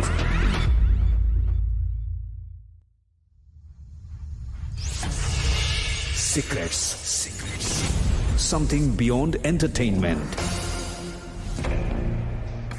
আরো একবার স্বাগত, শুনছেন সিক্রেটস, ঢাকা FM 90.4 এ উইথ মি আরজে কিবরিয়া। সারা দেশব্যাপী আপনারা এই চ্যানেলটি শুনতে পাচ্ছেন, এবং যারা আমাদের এই অনুষ্ঠানে অংশগ্রহণ করতে চান, একটু আগে ফোন নাম্বারটি বলে দিয়েছি, আরও একবার বলছি 09611904904। আমি আবারও বলছি 09611904904। যেখানটায় আমরা ছিলাম, যে ফোন দিয়েছে, আপনাকে ফোন দিয়ে কি বলল, এই জায়গাটি থেকেই আমি ফিরতে চাই। আর প্রিয় শ্রোতা, আপনারা এই নাম্বারে ফোন দিলে অবশ্যই মনে রাখবেন ফোনটি এখানে রেকর্ড করা হয়, আপনার সাথে কেউ কনভারসেশন করবে না, আপনি আপনার মতো করে গুছিয়ে কথাগুলো বলবেন। হ্যাঁ, যেখানটায় আমরা ছিলাম, ফোন দেওয়ার পরে কি হলো? নামাজ পড়ে আসার পর হঠাৎ আমার ফোনে ফোন আসে, এবং নাম্বারটা ওর ছিল, ও ফোন দেয়। ফোন দেওয়ার পর আমি তাকে জিজ্ঞেস করি যে সে, মানে একটু পিছনে যেতে চাই, রিলেশনের একটা সময় একদিন আমি তার ফোনে কিছু টাকা আসলে লুট করে দিয়েছিলাম, টাকা ভরে দিয়েছিলাম। তার ফোনে টাকা ছিল না, একদিনে আমি তার ফোনে টাকা ভরে দিয়েছিলাম, এবং সে আমার ফোনে ওই টাকাটা রিটার্ন করে তারপর আমাকে ফোন দেয়। তারপর দিন রিটার্ন করে আমাকে ফোন দেয়, বলে যে আপনার ফোনে টাকা গেছে। আমি কই হ্যাঁ টাকা আসছে, আপনি আমাকে টাকা দিয়েছিলেন, আমি টাকাটা রিপিট দিলাম। আমি কই তোমাকে আমি ফোন দিতে না করছিলাম, তুমি ফোন দিলা কেন? তারপর সে বলে দিছি, আমার ভালো লাগতেছিল না, আপনার সাথে কথা বলার জন্য দিছি, এবং আমি আবার তার সাথে কন্টিনিউ কথা বলা শুরু করে দিই। আমি নিজে কন্ট্রোল করতে পারি নাই, এবং তার সাথে আবার আমার লম্বা সময় কথা হয়। এবং সম্পর্কটা ওখানে শেষ ছিল, আবার ওখান থেকে আবার শুরু হয়েছে। তারপর ওভাবেই আমাদের সম্পর্কটা কন্টিনিউ থাকে এবং আমরা একটা পর্যায়ে দেখা করার সিদ্ধান্ত নিই। তখন আপনি কোথায়? ঢাকাতে?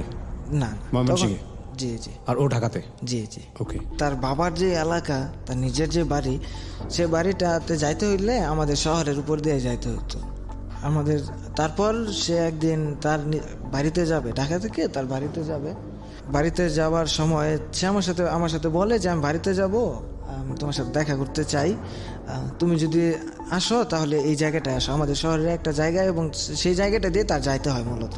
তারপর আমি ওই দিন ক্যাফে থেকে খুব করে আসলে এই দিনটা ছিল আপনার নভেম্বরের 13 তারিখ। নভেম্বর 13 তারিখে আমি তখন ক্যাফেতে, হঠাৎ করে আসার কথা। তারপর আমাকে ফোন দিছে যে আমি আসছি, আপনি আসেন। এখন তো আমার ক্যাফেতে তখন কেউ ছিল না, আমি একজনকে আসলে বসায় রেখে আমি ওইভাবেই বের হয়ে গেছি। এবং বের হয়ে গেছে আমার যে ফ্রেন্ড, ও সব কিছুই জানতো, ও তখন হাসপাতালে ছিল। তখন সেও মাঝে মাঝে আসলে সে বসতো আমাদের সাথে, ক্যাফেতে বসতো। তো তখন সে হাসপাতালে ছিল, আমি একাই ছিলাম, যার কারণে আমি অন্য একজনকে বসায় আমি চলে গেছি তার সাথে দেখা করার জন্য, ফোনে ফার্স্ট টাইম দেখা করব। তো আমি গেছি, যাওয়ার পরে আমি ওর দেখছি এবং দেখি যে ও ফোনে কথা বলতেছে। আমি তার পিছন দিয়ে গিয়া দাঁড়াইছি, তার সাথে দাঁড়াইছি। সে আমাকে ফোন দিয়েছিল, তারপর আমি বলছি ঠিক আছে, আমি তোমাকে চিনতে পারছি। তখন সে আমাকে আসলে চিনতে পারে, তার সাথে আমার কথা হয়। এবং আমি প্রথম দিনে অনেক লেট করে গেছি আসলে দেখা করার জন্য, ক্যাফেতে সময়টা মিলাইতে পারি না, কাকে বসাবো, এই কারণে অনেক লেট করে গেছি। এবং সে রাগারাগি করে। প্রথম দিনই অবস্থা? রাগারাগি বলতে ওই রকম না, এবং সে বলে যে এত লেট করে আছেন, কখন থেকে আপনার জন্য দাঁড়ায় আছে আর কি, এই টাইপ আসলে। তারপর কথাবার্তা হয় আমাদের, সিএনজিতে কথা হয়। ওকে আমি সিএনজিতে তুলে দিই, তারপর কিছু ফল টল বাসার জন্য নেওয়া যাওয়ার জন্য এইগুলি কিছু আসলে তাকে সে নিতে চায় না, আমি জোর করে তার কাছে দিয়ে দিই। এবং সিএনজিতে বসে একসাথে অনেকক্ষণ কথা হয়। তো এইভাবেই আসলে ও প্রথম দিন চলে যায় ওর বাড়িতে। তারপর আমাদের ফোনে কথা হতে থাকে, এবং আসলে লাইফে ফার্স্ট তার সাথে আমার কথা হয়, ওই ফিলগুলি যে আসলে কেমন ছিল, যে আমার মনে হয় না আমার লাইফে আর কোনোদিন ওই ফিলগুলি আসবে, আমার এমন মনে হয় আসলে। সেটাই, সবার জীবনের প্রথম স্মৃতিটাই খুব ইম্পর্টেন্ট। আমি অনেক কেমন যেন লাগতেছিল যে আমি ফার্স্ট টাইম দেখা করছি, আমার কাছে এটা কি যেন পাইছে, একটা মোহের মতো, অনেক বড় একটা কিছু। তারপর আমি আসার সময় এত খুশি হয়েছে, আমি আমার ফ্রেন্ডকে ফোন দিয়ে বলতেছি, দোস্ত আজকে তো দেখা হয়েছে, এক্সাইটেড, মারাত্মক দেখা হয়েছে। তারপর আসি, ক্যাফেতে আসি, আবার কথা হয়। এবং আবার যেদিন সে ঢাকায় ব্যাক করবে, সেদিন আবার তার সাথে আমার একই জায়গায়, আবার সেই জায়গায় আমি আসি, এবং সেই জায়গায় আবার সেদিন তার সাথে আমার দেখা হয়। এবং আমি তাকে, সে বাসে ঢাকা যাবে, তখন আমি তাকে বাস স্ট্যান্ডে নিয়ে যাই, আমি টিকিট কেটে দিই। সে নিতে চায় না, আমি জোর করে তার কাছে আমি টিকিটটা দিয়ে দিই, সে ঢাকা যায় তখন। তো এইভাবে আবার রিলেশনটা কন্টিনিউ থাকে, কথা হয় আমাদের। এবং আমার যে সিনিয়র ভাই, তিনি আমাকে অনেক বুঝায় যে তুমি ভুল করতেছো, তোমার কেরিয়ারটা নষ্ট হবে। আমার এইগুলি আসলে আই ডোন্ট কেয়ার। তখন আসলে মোহের ভিতরে একটা মোহের বা লাভ ম্যারেজ ছিল খুবই। তখন পর্যন্ত কি আপনি তার ফ্যামিলি স্ট্যাটাস, কোথায় থাকে, কি করে, সেগুলো জানেন? জি জি, তখন সম্পূর্ণ জানেন? জি জি, ইন ডিটেল। এবং আপনার যে এরকম, আপনি যেটাকে অনেক বেশি নেগেটিভ মনে করেছেন আপনার এই সম্পর্কের ক্ষেত্রে, সেগুলোকেও কিভাবে নিয়েছিল? সে একবারে স্বাভাবিকভাবে নিয়েছিল। ওকে। তারপর আপনি লেখাপড়ায় তখন কি কোথাও ভর্তি হয়েছেন? না, তখনও হননি ভর্তি? ভর্তির সময় চলে যাচ্ছিল না? তখনও হয় নাই। আমি পরীক্ষা দিছি বেশ কয়েকটা, আমি কোনো জায়গায় চান্স পাননি। ওকে, হ্যাঁ, চান্স পাই নাই। তারপর আর ও কিসে পড়তো? ও আসলে আমার 1 বছরের সিনিয়র ছিল। জি, আচ্ছা। ও ঢাকাতে, আসলে আমি কলেজটা বলতে চাচ্ছি না, ঢাকাতে একটা ভালো কলেজে পড়তো। জি, নামকরা কলেজে পড়তো। কোন সাবজেক্টে? অনার্স পড়তো সোশ্যাল ওয়ার্ক, সমাজকর্মতে। হ্যাঁ, জি। তো সে আমার সমাজকর্মে পড়ে সমাজকর্ম করে বেড়াচ্ছে আপনার সঙ্গে? জি,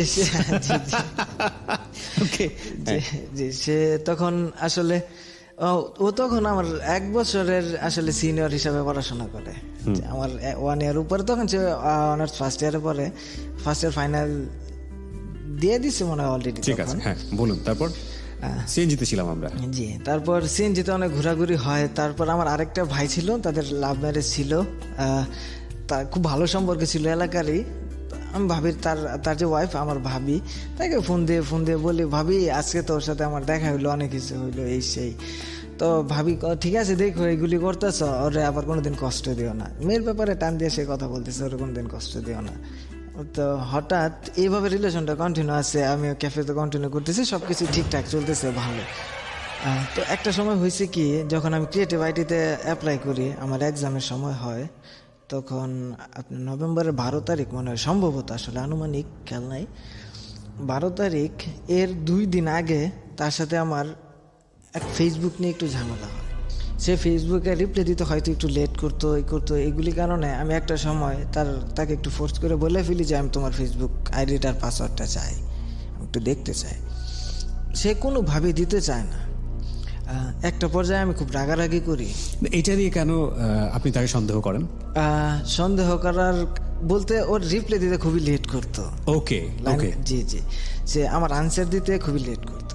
তো একটা সময় আমার ফিল জাগে যে এত লেট কারোর সাথে কথা বলতেছি কি না সন্দেহ জাগে, যার কারণে আমি তাকে ফোর্স করি যে আমি তোমার আইডির পাসওয়ার্ডটা চাই, এবং সে কোনোভাবে সেটা দিতে রাজি না, এবং আমি খুব রাগারাগি করি তার সাথে, এবং রাগারাগি করার না দিলে তো সন্দেহ আরো বাড়বে। এখানে একটু বিষয় বলে নিই, সবার প্রেমের ক্ষেত্রেই, বিশেষ করে আজকালকার লাভ রিলেশনশিপে যারা আছেন তাদের ক্ষেত্রে মোটামুটি এই জিনিসটা খুব কমন, এই ফেসবুকের আইডি এবং পাসওয়ার্ড চাওয়াটা। এবং এমন কোনো কাপল পাওয়া যাবে না যারা ফেসবুকের আইডি এবং পাসওয়ার্ড চাননি জীবনের একটা পর্যায়ে। কিন্তু দুঃখজনক বিষয় হচ্ছে যে অনেক সময় এই সন্দেহের ব্যাপারটা আরও তীব্র হয় যদি তাৎক্ষণিকভাবে ফেসবুকের আইডি এবং পাসওয়ার্ডটা যদি সে না দেয়, এবং এটা নিয়ে খুব ভয়াবহ অবস্থা ধারণ হয়। তবে আমি সবাইকে বলবো, সচেতন করবো এই জায়গাটি থেকে। দেখুন, সন্দেহ করে কাউকে কোনোভাবেই রিলেশনশিপে রাখা সম্ভব নয়। আর দ্বিতীয় কথা হচ্ছে, যদি সে ওই ধরনের সম্পর্কে কারোর সঙ্গে যায়ও, তাহলে ফেসবুকের আইডি এবং পাসওয়ার্ড দিয়ে আপনি তাকে তাকে অ্যাকিউজ করা আপনার জন্য খুব টাফ হয়ে যাবে। প্রথম কথা হচ্ছে এটা। আর তৃতীয় কথা হচ্ছে, কোনো জিনিস যদি আপনার কাছ থেকে সে গোপন করে, তাহলে ফেসবুকের আইডি পাসওয়ার্ড চাওয়াটা একটা বোকামো ছাড়া কিছুই না, কারণ তার আগে সে ডিলিট করে ফেলবে, এগুলো দেখার কোনো সুযোগ থাকবে না। এবং এটা চাওয়া উচিত না, এতটুকু রেসপেক্ট নিশ্চয়ই থাকা উচিত। কিন্তু আমাদের প্রেমে পড়লে এই বিষয়গুলো থাকে না, এথিক্সের এই বিষয়গুলো থাকে না, কেন জানি। হ্যাঁ, তখন ইমোশনাল হয়ে যায় আমরা অনেক বেশি। হ্যাঁ বলুন, তারপরে?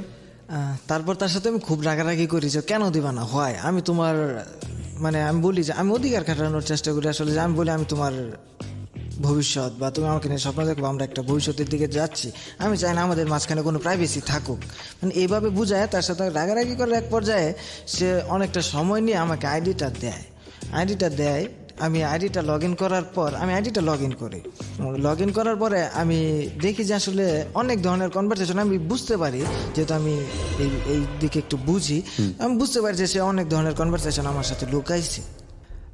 কি পান আপনি অ্যাকচুয়ালি? তারপর আমি তার সাথে তার কিছু যে ক্লোজ ফ্রেন্ড ছিল, ছেলে ফ্রেন্ড, জাস্ট ফ্রেন্ড আসলে, ওদের সাথে কনভারসেশন আমি অনেকগুলো দেখার পরে তো আমার ওটা নিয়ে আমি তেমন রাগারাগি করি না, স্বাভাবিক হিসাবে নেই। তারপর যে আমাদের যে অ্যাড না থাকলে, আইডিতে ফ্রেন্ডশিপ না থাকলে মেসেজ করলে ওটা মেসেজ রিকোয়েস্ট আকারে যাইতো। আমি অপেরা মিনিতে ব্রাউজ করার পরে মেসেজ রিকোয়েস্টে যাওয়ার পরে একটা মেসেজ আমি দেখি, মেসেজটা আনরিড, ও দেখে নাই, ওটা ওইখানে গেলেই মেসেজটা শুধু দেখা যায়, যেহেতু আইডির সাথে তার ফ্রেন্ডশিপ নাই। তো সে সব মেসেজ ডিলিট করে দেওয়ার পরে ওই মেসেজটা ছিল যে একটা ছেলে বলতেছে যে তুই ওকে জীবনেও পাবি না, আমি ওকে মেরে হাত পা ভেঙে দিব, তুই এত খারাপ, তুই ওর সাথে এই করছিস সেই করছিস, এই জাতীয় টেক্সট, এবং সে একা করছে, এবং ওই টেক্সটগুলি মেয়ে নিজেও দেখেন নাই। ওটা রিকোয়েস্ট আকারে আসে না, ইচ্ছা করে না দেখলে আসলে সামনে আসে না। টেক্সটটা দেখার পরে আমার ভিতরে ব্যাপক ফিল লাগে, ওর সাথে আমার সন্দেহ জাগে যে ওর সাথে হয়তো অন্য কারো রিলেশন ছিল, এবং আমি তাকে ফোর্স করি, অমুক ছেলে কে, অমুক একটা নাম আছে তার, তাকে বলি যে ও ছেলেটা তোমার সাথে কোনো সম্পর্ক ছিল? ফার্স্ট টাইম ও না বলে, আমি ওরা জিজ্ঞেস করি যে সত্যি করে আমার সাথে কথা বলবা, তার রিলেশন ছিল কোন না, ওর সাথে আমার জাস্ট ফ্রেন্ডশিপ ছিল। আমি তারপর ওকে অনেক বুঝাই যে তো আমার কাছে সত্যি বলবা, সে বল জাস্ট রিলেশন ছিল, আমি কোনোদিন দেখা হয়েছে? তারপরে বলেন না। তারপর আমি আচ্ছা ঠিক আছে, ওই দিন আমি আরেকটু প্রেশার দিই যে না, এই তোমার সাথে ওর দেখা হয়েছে, আমি অমুক একটা কনভারসেশন আমি দেখছি ওর সাথে তোমার শিওর দেখা হয়েছে, তুমি আমার কাছে কোনো কিছু গোপন করবা না। বলার পরে ও বলে যে আসলে ওর সাথে আমার এক প্রকার রিলেশন ছিল। আমি তখন নিজের আসলে কন্ট্রোল করতে পারতেছিলাম না, যে আসলে আমি ওরে এমনভাবে ভাবছিলাম, এবং ও আমাকে আগেই বলছিল রিলেশনে, আসলে যখন তার সাথে ফার্স্ট কথা হইতো, ও ছেলেদের সাথে তেমন একটা কথা বলে না, যে ও আসলে মহিলা কলেজে করতো, ছেলেদের সাথে আসলে ও তেমনভাবে কথা বলে না, এই ব্যাপারটা সে লাইক করে না, আপনাকে মিথ্যা বলেছে। জি। এবং আমি তখন ওর ব্যাপারে খুবই হ্যাপি ছিলাম যে আসলে আমি তখন ওরে বলতাম যে তুমি এমন একটা নাম করা কলেজে পড়ো, এই কলেজের মেয়েদের ব্যাপারে তো অনেক দুর্নাম আছে, অনেক দুর্নাম হয়, আসলে সব জায়গায় হয়, কিন্তু আমাদের কলেজটার দুর্নামটা একটু আসলে ভাসে বেশি, এই কারণে আমি তারপর তখন তাকে নিয়ে হ্যাপি। আমি তাকে বলি যে আসলে আমি তোমাকে নিয়ে খুব হ্যাপি, আসলে তোমার মতো মেয়ে ওই কলেজে পড়াশোনা কইরা যে তোমার মতো ভাবে থাকে, কোনো ছেলের সাথে কথা বলে না, এই করে না, এইরকম একটা মেয়ে আসলে আমার লাইফে পাওয়া আসলে আমি নিজের ভাগ্যবান মনে করতেছি, কারণ এমন মেয়ে এখন পাওয়া যায় না, সম্ভব না, যেহেতু কলেজটা একটু ওই ব্যাপারে মানুষ নেগেটিভ আকারে নিত। আমি খুবই হ্যাপি ছিলাম কি ওরে, মানে আমি ওইভাবে চিন্তা করতাম। তখন আমি তারা বলতাম যে দেখো আসলে আমি আমার লাইফে কি পাইছি আমি জানি না, তবে আমি অনেক বড় কিছু পাইছি, আমি তোমার নিয়ে এতটাই গর্ববোধ করি, এবং ফ্রেন্ডের সাথে সবাইকে বলতাম যে ওর মতো ভালো মেয়ে হয় না, আমি খুবই ভালো জানতাম ওর মতো ভালো মেয়ে হয় না, আমি প্রচুর বিশ্বাস এবং প্রচুর ভালোবাসতাম। তারপর যখন আমাকে বললো যে ওর সাথে আমার কিছুদিনের রিলেশন ছিল, কথা হইতো, আমাদের একদিন দেখা হয়েছে, তখন আমি রাস্তা দিয়ে কথা বলতে যাইতেছিলাম, আমি ওখানেই বসে পড়ি, এবং বসে পড়ে মানে আমার মাথায় আসমান ভাঙা পড়ে। আমি মানে ওর কি ভাবছি, আমি যেই ভাবনাটা ওরে ভাবছিলাম আমার সেই ভাবনার মানুষটা এখন চেঞ্জ হয়ে গেছে। তারপর আমি অনেক বুঝাই রাতে, তুমি আমাকে, আমার ভিতরে সন্দেহ জাগে, হয়তো সে আমার কাছে আর অনেক কিছু গোপন করছে, মানে একটা যেহেতু ধরা পড়েছে নিশ্চয়ই আর অনেক কিছু আছে, আর অনেক কিছু এটা আপনার মনের মধ্যে সন্দেহ হয়। তারপর ওই দিন রাত্রে মানে ফার্স্ট টাইম ও স্বীকার করে না যে আসলে ও ওই ছেলের সাথে দেখা করছে, আমি ফোর্স করার পরে ও স্বীকার করছে যে হ্যাঁ আমি ওই ছেলের সাথে দেখা করছি একদিন, জাস্ট ও আরেকটা ও চিটাগাঙে থাকতো, ওখান থেকে সে ঢাকায় আসা শুধু মেয়েকে দেখার জন্য একদিন ঢাকা আসছিল, একদিনে তাদের দেখা হয়, এবং ওই দিন রাতে আমি প্রচুর বুঝাই দেখো আমি তোমাকে অনেক ভালোবাসি, এবং আমার লাইফে যে আসলে এই জিনিসটা শেষ, যে আমার কাউকে খুঁজতে হবে বা কাউকে পাইতে হবে, আমি অলরেডি তোমাকে পেয়ে গেছি, আমি এইভাবে আপনি তাকে বলেছিলেন যে তুমি যদি অন্য কারোর সাথে কোনো কিছু করে থাকো তাহলে আজকে সবকিছু স্বীকার করো। হ্যাঁ, এবং এগুলি আমি বলি তাকে, এবং সে আমাকে সবকিছু বলে না, জাস্ট টুকটাক আমি যতটুকু জানছি এতটুকুর ভিতরে সে আমাকে বলছে। ওই আইডিটা থেকে আমার আইডি থেকে আমি তাকে ওই আইডিতে অ্যাড দিই, এবং অ্যাড দিয়ে বলি অমুক ছেলেটা কে, অমুক ছেলেটা অমুক, আচ্ছা তার আইডিটা আমি নেই তার কাছ থেকে, তার আইডিটা আমি নেই, ওই ছেলেটা যে ছেলেটার সাথে তার রিলেশন ছিল। আইডিটা নেন মানে কি আপনি তাকে কনভিন্স করেন যে আপনি আইডিটা আমাকে দিয়ে দেন? আইডিটা নেই বলতে আসলে যেই রিকোয়েস্টটা ছিল, আসলে যেই মেসেজটা আমি দেখছি, মেসেজটা ছিল যে ছেলেটার সাথে তার রিলেশন ছিল তার ফ্রেন্ডের। আচ্ছা, ফ্রেন্ডের আসলে ফ্রেন্ডের হিসাবে বলছে, তুই ওকে পাবি না, তুই আমার বন্ধুকে ঠকাইছিস কেন? আচ্ছা, তারপর তার ওই আইডিতে আমি অ্যাড দিয়ে, আসলে যে মেসেজটা ছিল ওই আইডিতে আমি অ্যাড দিয়ে, তারপরে আমি ওই ছেলেটাকে মানে ওই ছেলেটাকে খুঁজি যে তোমার অমুক বন্ধুর আইডিটা আমাকে দাও, মানে যার সাথে মিমের রিলেশন ছিল। তো আপনাকে সে জানতে চায় না যে কেন আপনাকে দিব, কেন আপনি কেন চাচ্ছেন এই ধরনের ইনফরমেশন? তখন আমি আসলে বলছি যে আমি তার আইডিটা আমি বলছিলাম যে আমি মেয়ের মামা। ওকে, আমি মেয়ের মামা হিসাবে তার পরিচয় দিয়েছি, এবং সেই ছেলেটা আমার সাথে অ্যাড হয়েছে মেয়ের মামা হিসাবে। সেই ছেলেটার সাথে অ্যাড করার এক পর্যায়ে মেয়ের আইডিতে কিন্তু আমি কোনো ধরনের কনভারসেশন পাই নাই, যদিও তাদের ফেসবুকে অনেক ধরনের কনভারসেশন হয়েছে, আমার ভিতরে প্রচুর সন্দেহ। তখন আমি ঢাকায় যাওয়ার সময়, মূলত যখন আমি রিক্সা দিয়ে যাওয়ার সময় আমি রিক্সায় আমার সিনিয়র ভাইয়ের সাথে আমি রিক্সাতে, তো তখন আমি ছেলেটার সাথে আমার ফেসবুকে কনভারসেশন শুরু হয় মিমের সাথে যার রিলেশন ছিল। এক পর্যায়ে ছেলেটাকে আমি বলি যে আসলে আমি মিমের মামা। তারপর সে আসলে পাগলের মতো আমাকে জিজ্ঞেস করা শুরু করে দেয় যে মিম কেমন আছে, মানে তাদের সম্পর্কটা তখন থেকে। ওকে, আমরা বুঝতেই পারছি যে ঘটনার যে জটিলতা সেটা এখান থেকেই শুরু হবে, এবং যারা সিক্রেটস শুনছেন তাদেরকে শুধু একটা কথাই বলতে পারি, এই জটিলতাটা এতটাই জটিল হয়েছে পরবর্তীতে যেটা আসলে চিন্তার বাইরে। আমরা ছোট্ট একটা বিরতি নেব, ঠিক রাত 12টায় ফিরবো। আমি আরজে কিবরিয়া, আমাকে আপনারা শুনতে পাচ্ছেন Dhaka FM 90.4-এ।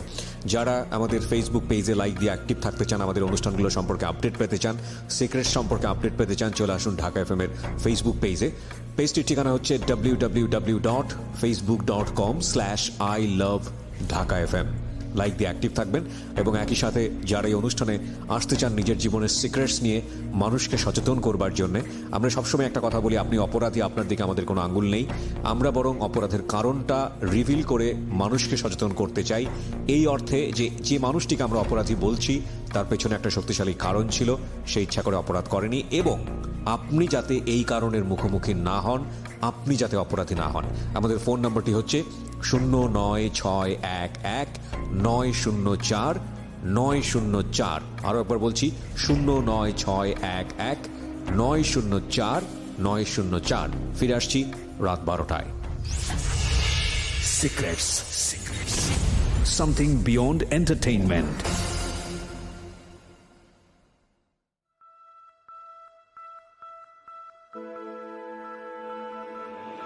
Love. Hate. Challenge. Motivation. Lies. Truth. Impossible. Virtue. Morality. Something beyond entertainment. Welcome to my stage of reality. Stay tuned. Sunday and Wednesday with me RJ Kibriya, only on Dhaka FM 90.4.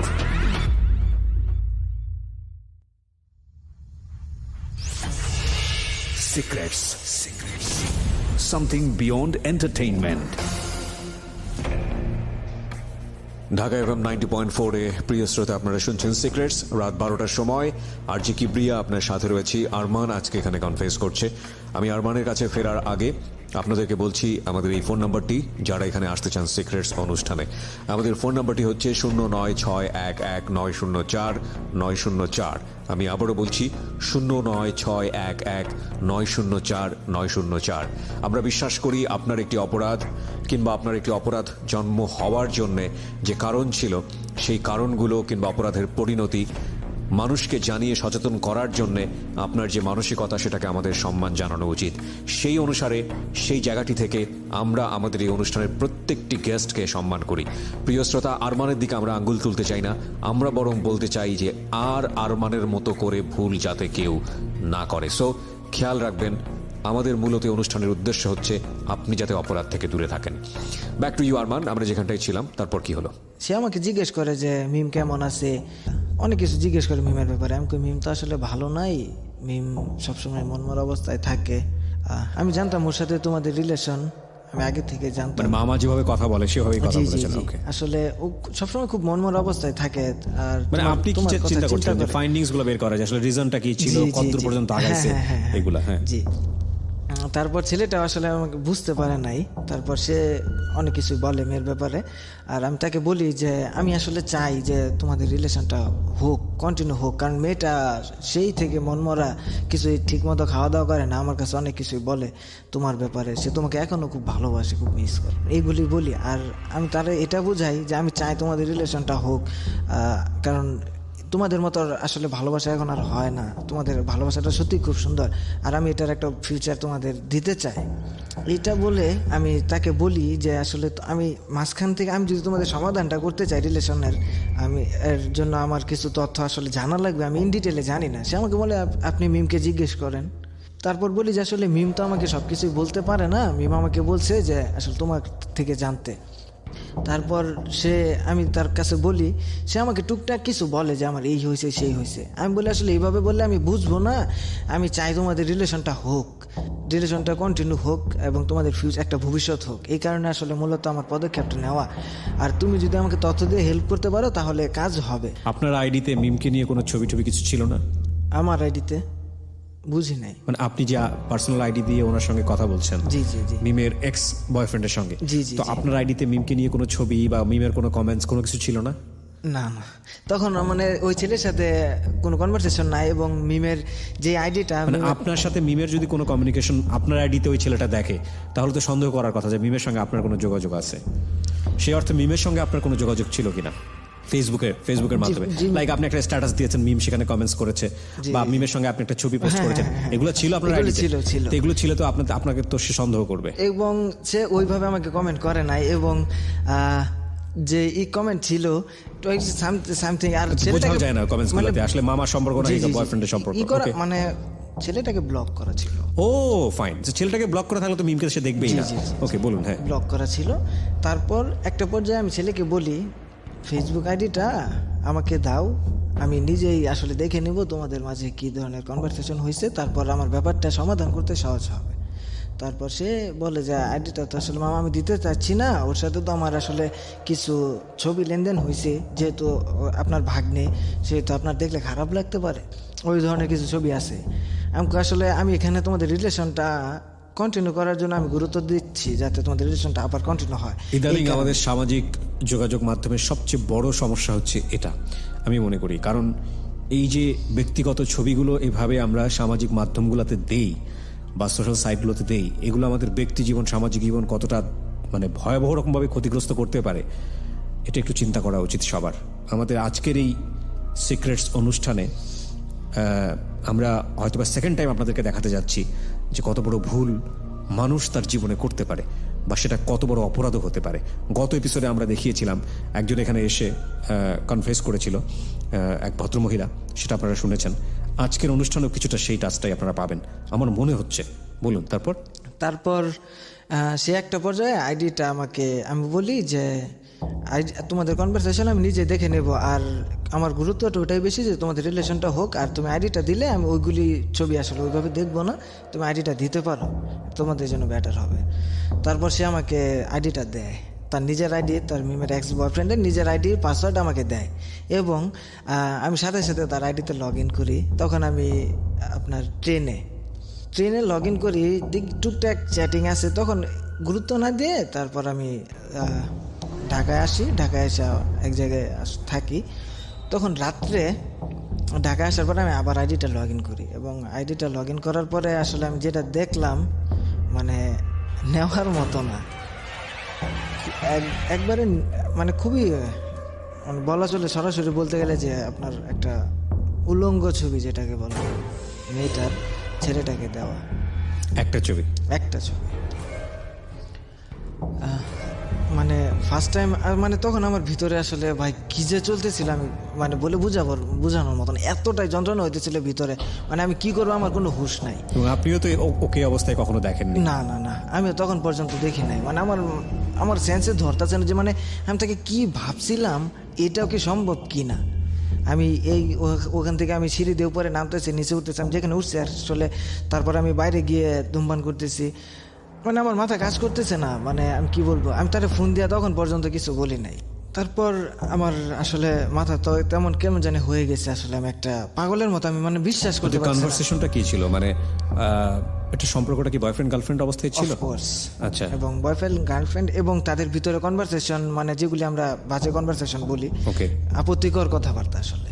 ওকে, একটা ছবি আমি তখন দেখি, এবং অন্যান্য ছবি ভালো ছবি লেনদেন করা আছে, এবং একটা ছবি, তখন আমি একটা ছবি দেখি, তখন আমি মেয়েটার সাথে ফোন দিয়ে খুব ভালোভাবে কথা বলি, মিমের সাথে ফোন দিয়ে। আপনি ওই চ্যাট থেকে কি পেলেন, যে তাদের সম্পর্কটা কিভাবে হয়েছে, কত বছরের সম্পর্ক, কেন ব্রেকআপ হলো, এগুলো কি পাওয়া গেল? তখন পর্যন্ত মোটামুটি সম্পর্কটা কি ফেসবুকেই হয়েছে এটা বুঝতে পারছি, ফেসবুকের মাধ্যমে সম্পর্কটা তখন পর্যন্ত, যেভাবে আপনার সাথে হয়েছিল, আমার সাথে হয়েছিল সেভাবেই। তারপর সম্পর্কটা কতদিন আগে ব্রেকআপ হয়েছে? আমার না, যে আইডিটা আপনি পেলেন আমার সাথে রিলেশনের শুরুতেই, আপনার সাথে রিলেশনের শুরুতেই ব্রেকআপটা হয়েছে। আপনার রিলেশনশিপ কতদিনের ছিল ওখানে? তখন কয় মাসের বা কয় বছরের? আমার রিলেশনটা ছিল ওর সাথে 7 মাসের। 7 মাসের মতো, মানে 7 মাস আগে ব্রেকআপটা হয়েছে। হ্যাঁ, মানে আমি যখন তার সাথে রিলেশনটা শুরু করতেছি তখনই তার সাথে আসলে ব্রেকআপটা হচ্ছে। ওকে, সময়টা এরকম। ওকে। তারপর আমি যেহেতু আমার পরীক্ষা, আমি প্রিপারেশন নিতেছি, তারপর ওদিন রাত্রে আমি তার সাথে ভালোভাবে ফোনে কথা বলি, এবং আমি ওখান থেকে তাকে বলি যে আমরা কালকে দেখা করব। আপনার প্ল্যান কি ছিল? জি, আমার প্ল্যান ছিল দেখা করব, আমি জাস্ট তাকে দেখাবো পিকগুলি, এবং ওইটা ছিল একটা আপনার 5 স্টার হোটেলে। 5 স্টার হোটেলে আপনি তাকে মিট করতে বললেন? জি। সে মিট করলো? হ্যাঁ। 5 স্টার হোটেলে সে কেন মিট করবে? আমি তারপর বলি তার সাথে, এর মাঝখানে তার সাথেও আমার ওই ধরনের কথাবার্তা হয়েছে, আপত্তিকর যে কথাবার্তাগুলি বলছি, এবং তার সাথেও আমার ওই ধরনের কনভারসেশন হয়েছে। এটা কি মানে এই কনভারসেশন দেখার পরে না তার দেখার আগে?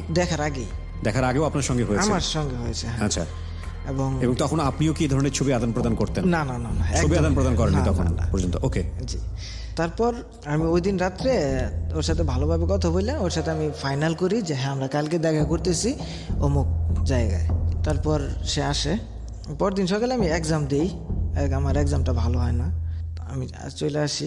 মানে আসলে আমার মাথা তখন কিছুই কাজ করতেছিল না, কিন্তু আমি মোটামুটি যে কোশ্চেনগুলি ছিল মানে খুবই সহজ আমার জন্য আসলে।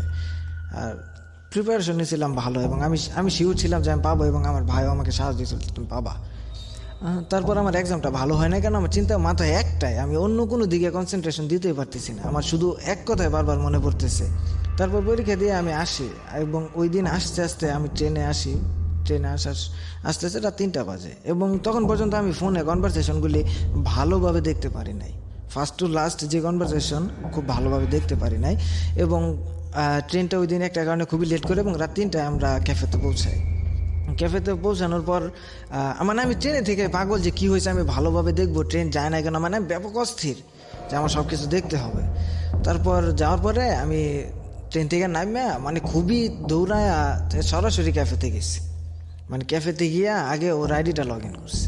আর এর মাঝখানে আরেকটা কথা, যে এর মাঝখানে আমি ওর আইডিটার পাসওয়ার্ডটা চেঞ্জ করছিলাম। আইডিটা নেওয়ার পরে ওই ছেলের আমার বন্ধুরে দিয়ে যে এই আইডিটার পাসওয়ার্ডটা তুমি চেঞ্জ করো, ও তখন ক্যাফেতে ছিল, যে আইডিটার পাসওয়ার্ডটা তুমি চেঞ্জ করো, আমি তারপর আসতেছি। তারপর রাত্রে 3টায় যায় আমি কনভারসেশনগুলি খুব ভালোভাবে দেখি, যে তাদের সাথে খুবই জঘন্য।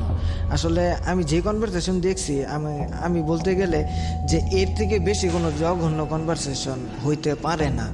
একটা মানুষ এইভাবে কথা বলতে পারে না। ইভেন আমিও তার সাথে কখনো ওইভাবে মানে অতটা গভীরে কথা বলি না, যতটা গভীরে আসলে যতটা বাজে ল্যাঙ্গুয়েজ আসলে ব্যবহার করা হয়েছে, খুবই বাজে, মানে এটা শোনার মতো না, বলার মতো না। তারপর ওই দিন রাত্রে আসলে আমার আর ঘুম হয় নাই। সকালে দেখা হবে, আমার কাছে টাকা নাই, আমি শুধু এপাশ ওপাশ, আর আমার মানে হার্টবিট মারাত্মক আকারে। তখন সারা রাত এইভাবে মানে সময় যায় না, সকাল কখন হবে আস্তে আস্তে সকাল ভোরে আমি উঠে পড়ছি। তারপর সে ওখান থেকে আমি সিএনজি নিয়ে আমাদের যেখানে আসবে, আসলে সে মিম যেখানে আসবে সেখানে আমি সিএনজি নিয়ে দাঁড়ায় রয়েছি, এবং সে আসতেছে। তারপর সে আসার পরে আমি তার সিএনজি দিয়ে সরাসরি আমি হোটেলে নিয়ে যায়। আসলে সরাসরি সেখানে হোটেলে নিয়ে যাওয়ার পরে তার সাথে কথা হয় ভালোভাবে। তখন আমার মন আসলে খুব খারাপ, যে আমি আসলে মানুষটাকে কি ভাবছি, আমার সেই ভাবনার মানুষটা আর নাই। আপনি এইরকম একটা জায়গাতে অ্যাপয়েন্টমেন্টটা কেন নিলেন? আপনার কোনো প্ল্যান কি ছিল? আমার প্ল্যান ছিল বলতে ওই কনভারসেশনগুলি জানার পরে আমার প্ল্যানটা আসলে মাথায় আসছে, যে আমি ওকে ওইভাবে দেখাবো সব কিছু। তো দেখানোর জন্য আপনি বাইরেও দেখাতে পারতেন। ওয়াই আবাসিক হোটেল? আবাসিক হোটেলের উদ্দেশ্যটা ছিল কারণ তার সাথে আমার যে ধরনের কনভারসেশন হয়েছে, এবং আর এইগুলি আমার মনে করেন যে ওর সাথে আমার বাজে বিয়ে, আসলে আমি রাস্তাঘাটে আসলে করতে চাচ্ছিলেন না। আসলে এইগুলি যা আমার করবেন রুমের ভিতরে, মানে আপনি ধরে নিচ্ছিলেন যে বাজে একটা বিহেভ করবেন, এবং সেটা আপনি বাজে বলতে আমি ওইগুলি দেখাবো, হয়তো বাজে তার সাথে আমার ক্রিয়েট হতে পারে। হ্যাঁ। Okay fine. তারপর সে আমি আবাসিক হোটেলটা নেওয়ার পরে ওর নিয়ে যায়, এবং ওর সাথে কথাবার্তা হওয়ার এক পর্যায়ে তার সাথে আমার অবৈধ সম্পর্কের এক পর্যায়ে অনৈতিক সম্পর্ক হয়। মানে ওইখানে আপনি একটা অনৈতিক সম্পর্ক তার সঙ্গে হয়, তখন আপনি এই জিনিসগুলো দেখাননি? না, দেখাই নাই। আচ্ছা, আমাকে একটু খোলামেলা বলতে হচ্ছে ঘটনাটা বোঝানোর জন্য। জি। যে যখন আমি তার সাথে ছিলাম, এবং ব্যাপারটা যদি আসলে নোংরা হয়ে যায় তাহলে আমি বলবো না। আপনি বলেন, আমি শুনছি। নোংরা হলে আমরা সেটা প্রচার করবো না ইনফ্যাক্ট। এবং যখন ওর সাথে আমার এক পর্যায়ে আমি যখন তার আসলে বলতে গেলে আমি তার যখন আমার ফোন হাতে ছিল এবং আমি পিকচারটা সেভ করে রাখছিলাম, তখন আমি আমার ফোনটা নিয়ে আমি তার উপরে আমি খুব কান্না করতেছি, এবং আমার চোখের পানি তার কপালে পড়তেছে। ওই কান্না করছেন মানে কি? আমি তাকে ডকুমেন্টসগুলো দেখিয়েছিলেন? না, দেখাই নাই। তার আগেই? হ্যাঁ। আচ্ছা, দেখাই নাই। আমি খুব কান্না করতেছি, আর আমার চোখের পানি তার কপালে পড়তেছে, এমন একটা সিচুয়েশন। সে আমাকে বলতেছে যে তুমি কান্না করতেছো কেন, কি হয়েছে তোমার? আমি তারপর তার কিছু না বললে পিকচারটা শুধু আমি ওর মুখের উপর ধরছি। পিকচারটা আপনি ওদের কনভারসেশনে পাইছি, পিকচারটা ধরছি।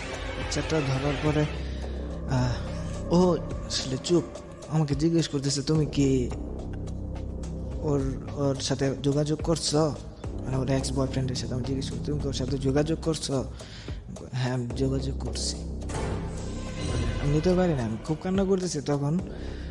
তখন আমি অনেক কান্না করে বললাম যে আমি আসলে। দাঁড়ান, আপনি কান্না করছেন সেই জায়গাটা আমি একটু পরে আসবো। আপনি যখন সবকিছু জেনেই গেছেন, এই মেয়েটা আপনার সঙ্গে চিট করেছে, এই মেয়েটা এই কাজটা করেছে, আপনি জেনে শুনে কেন তার সঙ্গে একটা অনৈতিক সম্পর্ক কেন করতে গেলেন? এবং আপনি তাকে নিয়ে গেছেন রুমের মধ্যে, আপনি তাকে এই ছবিগুলো দেখাবেন, জিজ্ঞেস করবেন, চার্জ করবেন কেন আপনার সাথে মিথ্যা কথা বলা হয়, যাতে করে সিন ক্রিয়েট হলে কোনো ধরনের মান সম্মানের প্রশ্ন না আসে। ঠিক আছে, কিছুটা লজিক্যাল মনে হয়েছে আমার কাছে, কিন্তু সেটার জন্য আপনি অন্য কোথাও জায়গা বেছে নিতে পারতেন, এরকম একটা এক্সপেন্সিভ হোটেলে যাওয়ার কোনো প্রয়োজন ছিল না। তার মানে আপনার এটা নিশ্চয়ই, এটা আপনি যেহেতু আজকে এখানে কনফেস করছেন, সুতরাং আপনি সত্যটা স্বীকার করবেন, আপনার নিশ্চয়ই আগে থেকে এটা প্ল্যান ছিল যে আপনি মেয়েটাকে যেভাবেই হোক না কেন আপনার মতো করে আপনি তাকে আগে উদ্দেশ্যটা হাসিল করবেন, তারপরে আপনি এটা দেখাবেন, এটা সম্পর্ক থাকুক আর না থাকুক, রাইট? আমি কি সত্য বলেছি? ওকে, তার মানে দেখুন, ও কিন্তু নিজেকে সেভ করতে পারতো। ও কিন্তু যেহেতু ওর জায়গা থেকে মেয়েটাকে সে গিলটি মনে করছে, মেয়েটা তার সঙ্গে প্রতারণা করেছে মনে করেছে, ঠিক আছে, তাহলে সে যে তার সঙ্গে খারাপ ব্যবহার করেছে তাকে সে নিজের জীবনের সঙ্গে কেন জড়াতে যাবে? কেন তার কাছে মনে হবে যে এই কাজটা করলে সেই একটা বিশাল বেনিফিট হয়ে গেল? ব্যাপারটা তো এরকম না। বরং আপনি এরকম ভাবতে পারতেন যে এইরকম একটা মানুষের সঙ্গে আপনি ব্যক্তিগতভাবে জড়াননি, কোনো অনৈতিক সম্পর্ক আপনার ছিল না, এটা ভেবে আপনার প্রাউড ফিল হওয়ার কথা ছিল।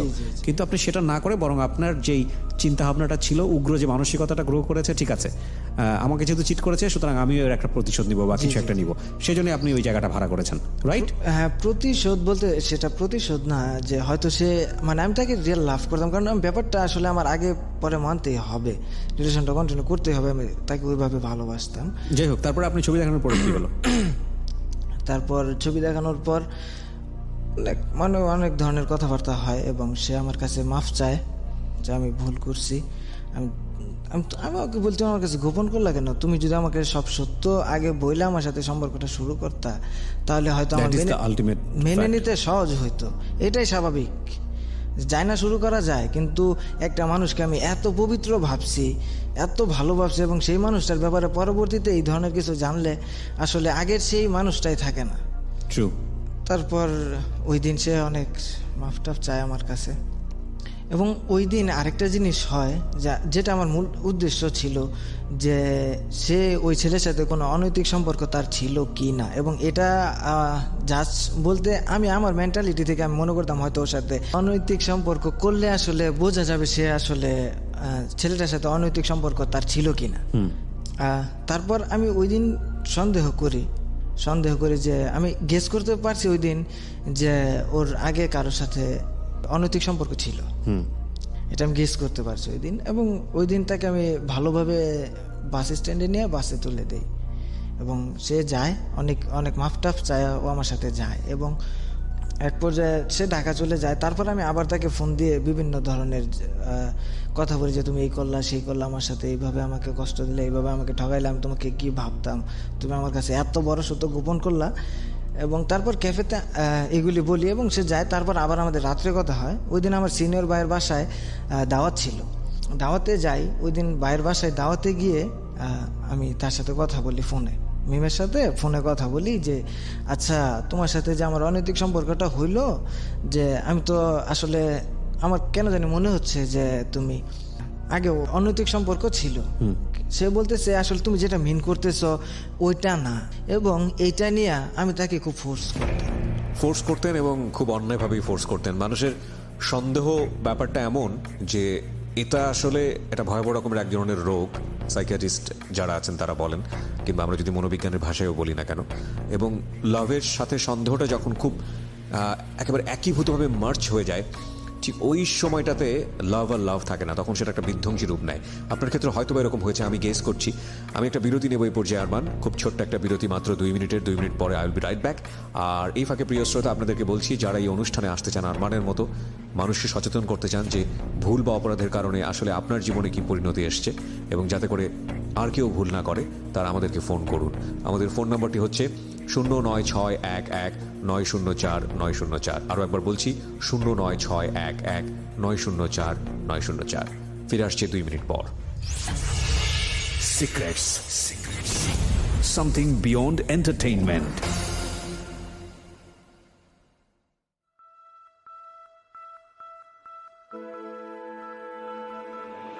Love.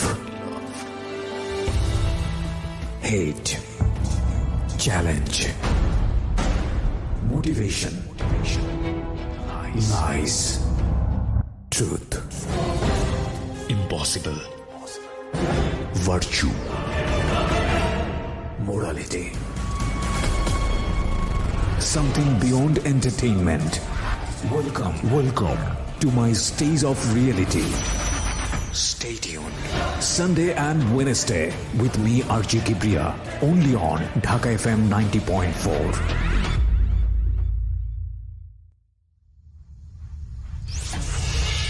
Secrets.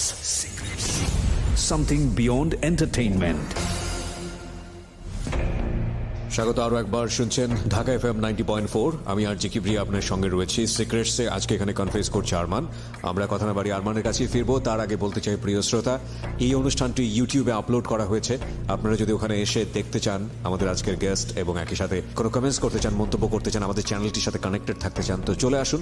আমাদের ইউটিউবের ঠিকানা হচ্ছে www.youtube.com/DFM904। আরো একবার বলি, youtube.com/DFM904।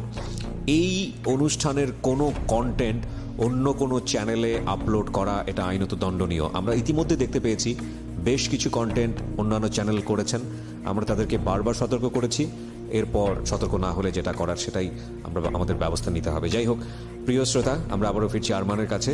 আরমান, যেখানটায় আমরা ছিলাম তারপর এগুলি নিয়ে আমি তার অনেক ফোর্স করতাম এবং তার আইডি থেকে আমি প্রচুর দেখতাম, আসলে চ্যাটিংগুলি দেখতাম, তার ফ্রেন্ডশিপ মানে অন্যান্য কোনো ফ্রেন্ডের সাথে তার আসলে এই ধরনের কোনো কনভারসেশন হয়েছে কিনা, যে তার আগেও অন্য কারোর সাথে রিলেশন ছিল, এইগুলি দেখতাম। দেখার পরে আরও বেশ কয়েকটা আমি নাম পাইছি, আমি সামনে থেকে আসতেছি। ওই যে ছেলেটা, ওই ছেলেটার সাথে আমি যোগাযোগ করি এবং মিম আমাকে না করে যে তুমি ওর সাথে আর যোগাযোগ করো না। তারপরে আমি ওর ছেলেটার সাথে যোগাযোগ করি এবং ছেলেটা আমাকে এই ধরনের নুড ছবি আরও প্রচুর পরিমাণে দিছে, ও আমাকে দিছে এবং সবই বাস্তব এবং ওর নিজের যে ফোনটা, ওই ফোনটা দিয়ে তোলা। কারণ আমি এটা শিওর, কারণ পরবর্তীতে তার ওই হাতের ফোনটা যেটা সে ব্যবহার করতো সেটা সে আমাকে দিয়েছিল।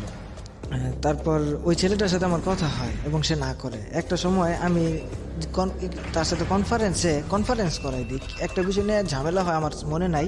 আমি তার এক্স বয়ফ্রেন্ড, আমি এবং মিম তিনজন একসাথে কনফারেন্স করি এবং মিম তার বলে, এক্স বয়ফ্রেন্ডকে বলে যে ও আমার স্বামী, আরমান আমার স্বামী, তুমি আরমানের সাথে আর কোনো ধরনের কোনোভাবে যোগাযোগ করবা না। এবং তারপর সে এইভাবে ফোন কাট রেখে দেয়। তারপর আরমান আমাকে বলে যে আপনি বলছেন আপনি মিমের মামা, এখন আপনি মিম বলতেছে আপনি এইভাবে আপনি আমার সাথে চিট করলেন, আপনি আইডি নিলেন এইভাবে। তারপর ও খুব আসলে রাগ করে এবং তারপর থেকে ও রাগে আমাকে ওর যেই কনভারসেশন করে, শুধু সে একটা ছবি দেয় না, সে প্রচুর ছবি দিছে, নিজের এই ধরনের ছবি তার নিজের বাসায় রুমে তোলা ছবিগুলো সে প্রচুর দিছে এবং সেই সবগুলো ছবি সে আমাকে দিত। তো একটা পর্যায়ে তার সাথে যে দেখা হয়েছিল তাদের একটা জড়ায় ধরা পিক আছে একসাথে, ওই পিকটাও আমাকে দিছিল। এগুলো আপনার কাছে এখনো আছে? পিকটা আপনি সত্য স্বীকার করতে এসেছেন এখানে, আপনাকে বলতে আপনি কনফিউজ থাকবেন না, আপনি পিকগুলো আপনার কাছে এখনো আছে। ওকে, হ্যাঁ। ওই ছেলেটা আমাকে দিল এবং আমি মেয়েটাকে জিজ্ঞেস করছি, সে ফার্স্ট টাইম বলছিল যে সে ছেলেটাকে তার এক্স বয়ফ্রেন্ডকে একটা ছবি দিছে, কিন্তু ওই ছেলেটা তো আমাকে প্রচুর ছবি দেয় আর আমি ওকে ফেসবুকে ছবিটা দিয়ে বলি ছবিটা কার, তোমার না, তুমি মিথ্যা বলো কেন, তুমি তো আরও প্রচুর ছবি দিছো। তারপর বলে যে না এগুলি দিচ্ছে। ছেলেটা আবার আমাকে আরও কয়েকটা ছবি কালেকশন করে দেওয়ার ল্যাপটপে ছিল, ওই থেকে বিভিন্ন জায়গা থেকে কালেকশন করে আবার দেয়। আমি আবার বলি তুমি এতগুলো ছবি দিছ, তারপর তুমি আমার সাথে এইভাবে চিট করলা, মিথ্যা বললা। আমি তাকে এই জিনিসটা সবসময় বলতাম যে তোমার লাইফের যা হয়েছে এই পর্যন্ত তুমি সবকিছু আমাকে পরিষ্কার করে বললে, কিন্তু সে সবগুলো বলতো না। আমি নতুন কিছু বের করতেন আপনি। ইন দ্য মিনটাইম আপনিও কি ছবি নিতেন তার কাছ থেকে? না, তার সাথে আমার কোনোভাবে এই ধরনের ছবি না আদান প্রদান হয় নাই। ওকে, তারপর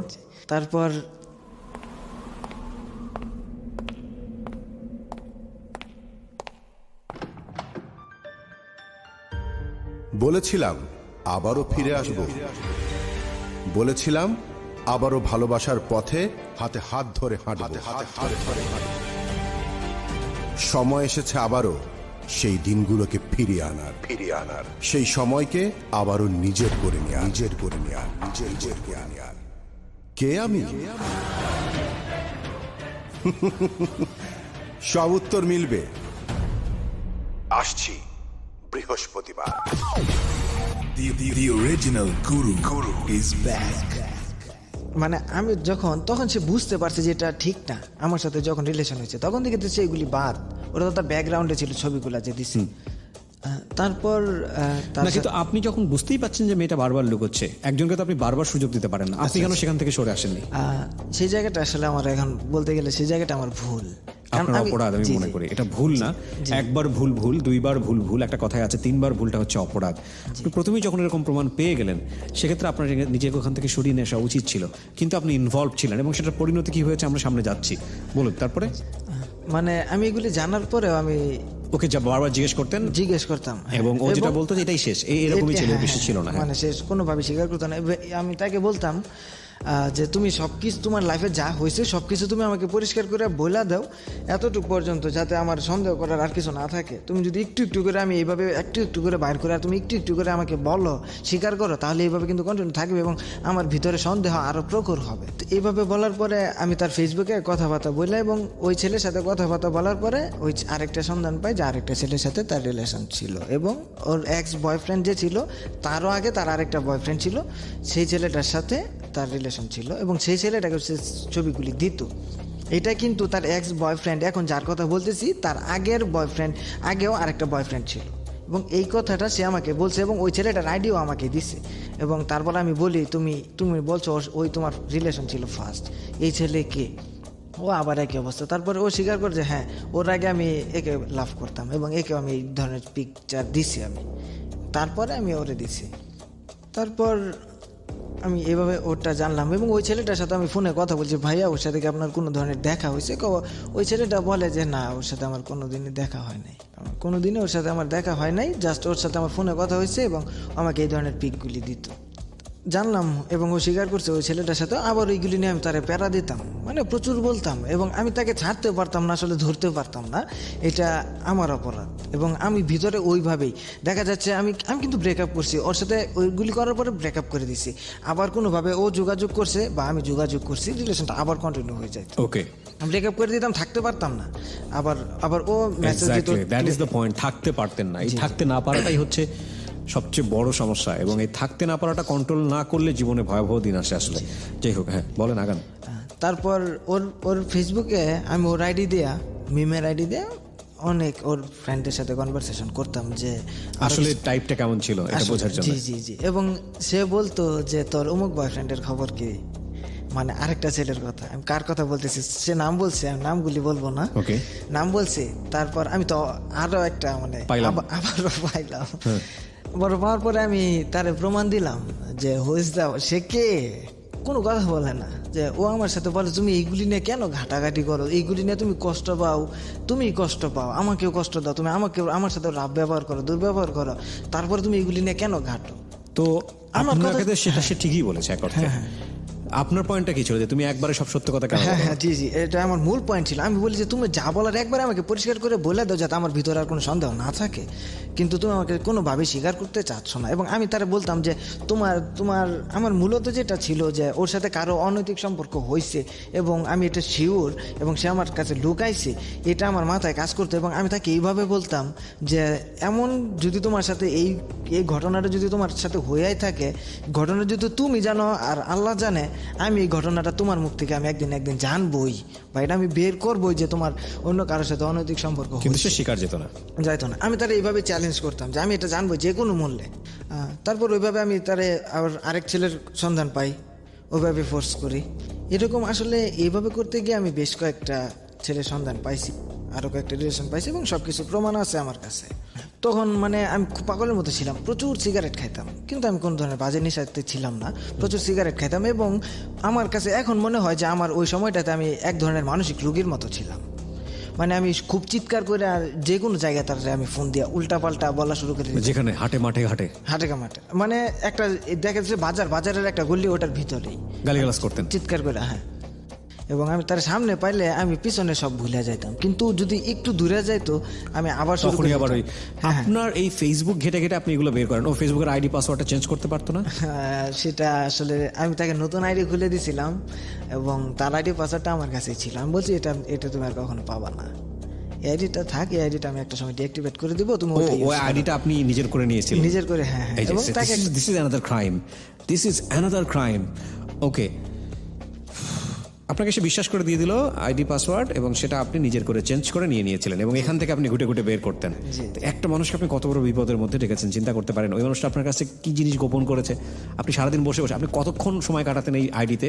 সারাদিন প্রচুর সময় দিতাম, প্রচুর সময় দিতাম এবং ওর অনেক ফ্রেন্ডের সাথেও কথা বলতাম এবং সেটা জানতো। সে বলতো অমুকের সাথে কথা বলো, তমুকের সাথে কথা বলো, প্লিজ বললো না। সে তারপর আপনি দেখা করতেন কি ঢাকায় এসে, ময়মনসিংহ থেকে না, ঢাকায় না, এসে? না, তাহলে আমি কখনোই ঢাকায় যাই নাই এবং সেই সব সময় ময়মনসিংহ আসতো। ময়মনসিংহ আসতো আপনার আমাকে সঙ্গে দেখার দেখা জন্য। করতে? জি জি। ওকে। এবং সে ময়মনসিংহ আসছে, তার সাথে দেখা হয়েছে এবং ভালোভাবে সে ঘুরে চলে গেছে। আমি বাজে কোনো বিহেভ করি না এবং তার সাথে আমি খুব ভালো। এবং সে যখন আমি তাকে বাস স্ট্যান্ডে আবার বাসে তুলে দিছি তখন পর্যন্ত ভালো। আবার আমি যখন ব্যাক করে আসছি, আমি যখন আমার গন্তব্যে চলে আসবো তখন আবার তাকে আমি অটো থেকে ফোন দিয়াই এবং সে বাসে আমি আবার ওইগুলি শুরু করে দিছি। সামনে থাকলে আমি খুব ভালো, মানে দূরে গেলে আমার ভিতরে ওইগুলি কাজ করতো, মানে ব্যাপারটা এরকম ছিল। তারপর আমার এই রিলেশনটা থাকা অবস্থায় তখনও আমি ক্যাফেতে আমি আমার মানে যে কাজগুলি দৈনিক করা দরকার সেগুলি করি, কিন্তু আমার যেই যে আমি কাজগুলি করতাম এসইও বা ইউটিউবটা আমার ছিল, আমার বেশ দু একটা ভিডিও আপলোড করা ছিল এবং আমি অ্যাডসেন্স অ্যাকাউন্ট পাইছিলাম এবং আমার ভিডিওতে ইনকাম তখন হইতো, কিন্তু আমি পেমেন্টটা এখনও নিতে পারি নাই। আচ্ছা। তখন ওই অবস্থায় ছিল, তো আমি তেমন একটা সময় দিতাম না, শুধু ওই মেয়েরে নিয়েই পড়ে থাকতাম সব সময়। মেয়ের চিন্তা, কথাবার্তা, মানে উল্টাপাল্টা প্রচুর ভুল করতাম, কাজে অনেক ভুল করতাম, শুধু ভাবনা একটাই, মানে কিছুই ভালো লাগতো না, অসহায়ের মতো লাগতো কেমন জানি। তারপর মেয়েটার সাথে এইভাবে কথা হয়, মেয়েটা তার এক কেমন জানি কি জানি একটা পাশের বাসার এক মহিলা ছিল যার কাছে আরবি শিখতো, তার সাথে আমার কথা বলাই দেয়। এই মেয়েটা বলতে পারে মিম? মিম, আচ্ছা। জি, তার সাথে আমার কথা বলাই দেয়, সেও আমাকে বুঝায়। তো একটা পর্যায়ে আমি আসলে সিদ্ধান্ত নেই, হয়তো আমি ওর সাথে অনেক রাফ ব্যবহার করছি, ও আমার ছাইরা চলে যেতে পারে, আমরা রিলেশনটা বিবাহে পরিণত করি। আমি তারে বলি যে আমি এতদিনে এই জিনিসটা বুঝতে পারছি যে আমি কোনোভাবে তোমাকে ছাড়তে পারবো না। তার আগে আমি একটা কথা বলি, রিলেশনটা যখন ওই পর্যায়ে তখন আমার এক ভাই ছিল সিনিয়র, সে মাওলানা হাফেজ ছিল, খুব ভালো মানুষ, অনেক জানে আসলে। তার কাছে আমি একদিন ফোন দিয়ে বলি যে ভাই আমি আপনার সাথে কিছু কথা আছে, তার কাছে যাই এবং আমি আমার সব ঘটনা বলি যে তার সাথে আমার এই অনৈতিক সম্পর্ক হয়েছে এবং তার আমি খুব ভালোবাসি এবং আমি চাইতেছি যে আমি তার সাথে রিলেশনটা আসলে কী করলে আমার ভালো হয়, পরামর্শের জন্য যাই। সে আমাকে বলে যে তুমি যদি তোমার তো অবশ্যই তোমার দ্বারা তোমার একটা নতুন একটা বংশ তৈরি হবে, তোমার উত্তরাধিকারী আসবে, তুমি যদি তোমার সন্তান হবে, তুমি যদি ওই ধরনের কোনো মেয়ে বিয়ে করো তাহলে তোমার ওই ধরনের তুমি সন্তান পাবা না। একটা ভালো মেয়ে তোমাকে ভালো সন্তান দিতে পারবে এবং তুমি তোমার লাইফের জন্য ভালোর জন্য তুমি ভালো মেয়ে খুঁজে বের করবা। এই ধরনের মেয়ে কখনোই তোমার লাইফে ভালো কিছু দিবে না। আর তুমি যেটা শারীরিক সম্পর্ক করছো সেটা তো শুধু তোমার একার ইচ্ছায় না, মেয়েটারও ইচ্ছা ছিল। হ্যাঁ, মেয়েটার সাথে আমি কমিউনিকেশন করেই তারও ইচ্ছা ছিল, দুজনের ইচ্ছাতেই মূলত আমাদের অনৈতিক সম্পর্ক সেটাও দুজনের ইচ্ছাতেই হয়েছে। এবং আমি তাকে বলছি যে হ্যাঁ দুজনের ইচ্ছাতেই হয়েছে এবং সে আমাকে বলছে যে তাহলে তুমিও তফা করে নাও তোমার মতো এবং মেয়ের যদি তুমি পারো তাহলে বইলা দিও, তাহলে ব্যাপারটা যদি আর এই ধরনের কিছু না করো কোনো দিন তাহলে তোমরা মাফ পাবা। আমি এই দিক দিয়ে খুব ভয় পাইতাম, যেটা অনেক বড় আসলে খারাপ কাজ হয়ে গেছে, কারণ আমি ছোটো থেকে নামাজ পড়তাম এবং ওই দিকে আমি আসলে ছিলাম। তারপর আমি তার সাথে ব্রেকআপ করি যে আসলে আমি তোমার সাথে রিলেশন রাখবো না, ব্রেকআপ করে দিই। তারপর দিন ও আবার আমাকে মেসেজ দেয়, আমি আবারও মানে আবেগে আসলে আমি পারি না তার সাথে কথা না বলে থাকতে। তারপর আবার তার সাথে আমার কনভারসেশন শুরু হয়। তারপর আমরা সিদ্ধান্ত নিই যে ব্যাপারটা বিয়েতে পরিণত করার, বিয়ে করবেন আপনি? বিয়ে করবো। এবং আমি তাকে বলি যে দেখো আমরা বিয়েটা করে ফেলি তাহলে ভালো হয়। সেও এক পর্যায়ে রাজি হয় এবং রাজি হয়ে বিয়ে করার জন্য আপনি ইন দ্য মিন টাইম কোথাও ভর্তি হয়েছেন না? লেখাপড়া লেখাপড়া 12টা বাজিয়ে দিয়েছেন আপনি প্রেম করতে গিয়ে? আচ্ছা, হ্যাঁ। দেখেন, ক্ষতিগুলো একটু খেয়াল করেন। ওর ক্যারিয়ার কিন্তু শেষ এই সম্পর্কটা করতে গিয়ে। শুধু মানুষের একটা মেয়ের আইডিতে স্পাইগিরি করতে গিয়ে সারাদিন সে আইডি নিয়ে বসে থাকতো।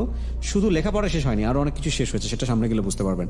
ওকে, বলেন, আমরা পরিণতির দিকে আছি এখন। জি, হ্যাঁ। তারপর বিয়ে করার জন্য রাজি হয়, বিয়ে করি। সে এক সময় রাজি হওয়ার পর সে বিয়ে করার যত টাকা পয়সা লাগে সে নিজে ম্যানেজ করে। আচ্ছা। এবং আমি একটু পিছনে যাব। জি। যখন আমাদের ক্যাফেটা চলতেছিল রানিং, তখন আমি ক্যাফেতে অনলাইনের যত সার্ভিস আছে এইগুলি পাবলিক সার্ভিস দিতাম আমি নিজে, আর কিছু সার্ভিসিং করতাম টুকটাক পিসি। আসলে ওই দিন আমার ইয়েতে খুব কাজ ছিল, আমার ক্যাফেতে প্রচুর কাজ ছিল, কিন্তু আমি ওর সাথে দেখা করতে যাই ওই দিন, যার কারণে আমি কাজ করতে পারি না। এবং আমার যে সিনিয়র ভাই যে আমাকে গাইডলাইন দিত, আমার ভালো চাইতো, সে আমাকে বলতেছে ওর পরের দিন আমি ওর সাথে দেখা করে আসার পরে ও আমাকে বলতেছে যে তুমি যেগুলি করছো না এনে আরেকটু আমি বাদ পড়ে গেছি যে মেয়েটা ওই দিন ঢাকা থেকে আসতেছে। তারপর ওই পরের দিন দেখা করার আমি ওই দিন তাকে মিথ্যা বলি যে আসলে আমার বাবা খুব অসুস্থ, আমার বাবা এটা বলে আপনি যে তার মেয়ের সঙ্গে দেখা করেন, হ্যাঁ, তো ভাই কি বলে এটা নিয়ে বুঝতে পারে সে? এবং সে বুঝতে পারে যে সে হয়তো অন্য কোথাও যাবে এবং সে বলে যে আমিও তোমার সাথে যাবো তোমার বাবাকে দেখতে। এবং আমি বলি যে আচ্ছা ঠিক আছে। তখন আমাদের প্রিন্টার নষ্ট এবং প্রিন্টারও ঠিক করা লাগবে, কাজ আছে প্রচুর। তখন সে প্রিন্টার নিয়ে যাবে। তখন আমি তাকে বলি যে হ্যাঁ, সে মানে আমাকে অনেক ফোর্স করে বোঝানোর চেষ্টা করে যে আমি তোমার সাথে যাবোই, তুমি সত্যিটা আমাকে বলে দাও তুমি অন্য কারোর সাথে দেখা করতে যাবো, আমি এটা বুঝি। এবং তার সাথে আমি শেষ পর্যন্ত যাই এবং সে যেখানে প্রিন্টার ঠিক করবে সেইখানে গিয়ে সে প্রিন্টারটা রাখে এবং আমি বলি যে ভাই প্রিন্টারটা ঠিক করে আবার দিয়ে আসতে লেট হবে, আমি চলে যাই। এবং এই কথা বলে আমি ওইখান থেকে চলে যাই, আমি একাই। কিন্তু তখন আমি আবার কি করি, আমার যে ক্যাফেটা সেটার সামনে কিন্তু আমরা গেছিলাম সামনে, এবং মেয়েটা মিম আসছে আমার সাথে দেখা করার জন্য পিছনে। তখন ওইখান থেকে ঘুরে আমি আবার রিক্সা নিয়ে পিছনে আমার ক্যাফের সামনে দেওয়া যাইতে হয়। তো সে প্রিন্টটা ঠিক করে নিয়ে যখন ঠিক করতেছে তখন আমি আবার রিক্সা দিয়ে ব্যাক করছি, ক্যাফের সামনে দিয়ে গেছি। তখন কে যেন তার ফোন দেওয়া বলে যে তুমি যেখানে গেছো মানে মানে সেটা আমাকে পরের দিন বলছে, সে আমার জানতে পারছে কোনোভাবে। এবং সে পরের দিন আমাকে বলে যে তোমাকে প্রচুর বুঝাইছি, তুমি আমাকে এত বড় মিথ্যা কথা বইলা তুমি এই ধরনের একটা কাজ করতে পারছো, আমি খুব কষ্ট পাইছি, আমি চাই না তুমি আমার সাথে থাকো। এটাই বলছিলাম যে ক্ষতি কিন্তু একটা হয়নি, ক্ষতি কতগুলো হয়েছে শুধু সামনের দিকে গেলেই বুঝতে পারবেন। আমরা একেবারে শেষ ভাগের দিকে ফিরবো একটু পরে। মাত্র 2 মিনিটের বিরতি। আর ওকে, এই ফাঁকে সবাইকে বলছি আমাদের ইউটিউব চ্যানেলটি সাবস্ক্রাইব করবার জন্য। আমাদের ইউটিউবের ঠিকানা www.youtube.com/dfm904। আরও একবার বলছি youtube.com/dfm904। Please be connected with us. Secrets. Something beyond entertainment.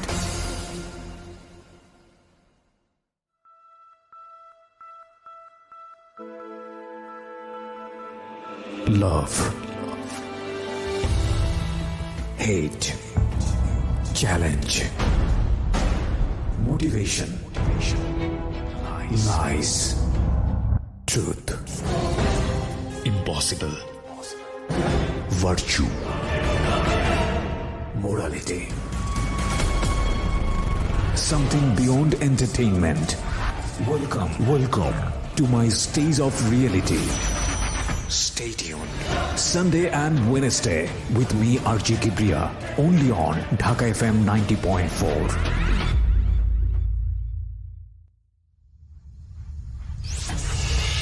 Secrets. Something beyond entertainment.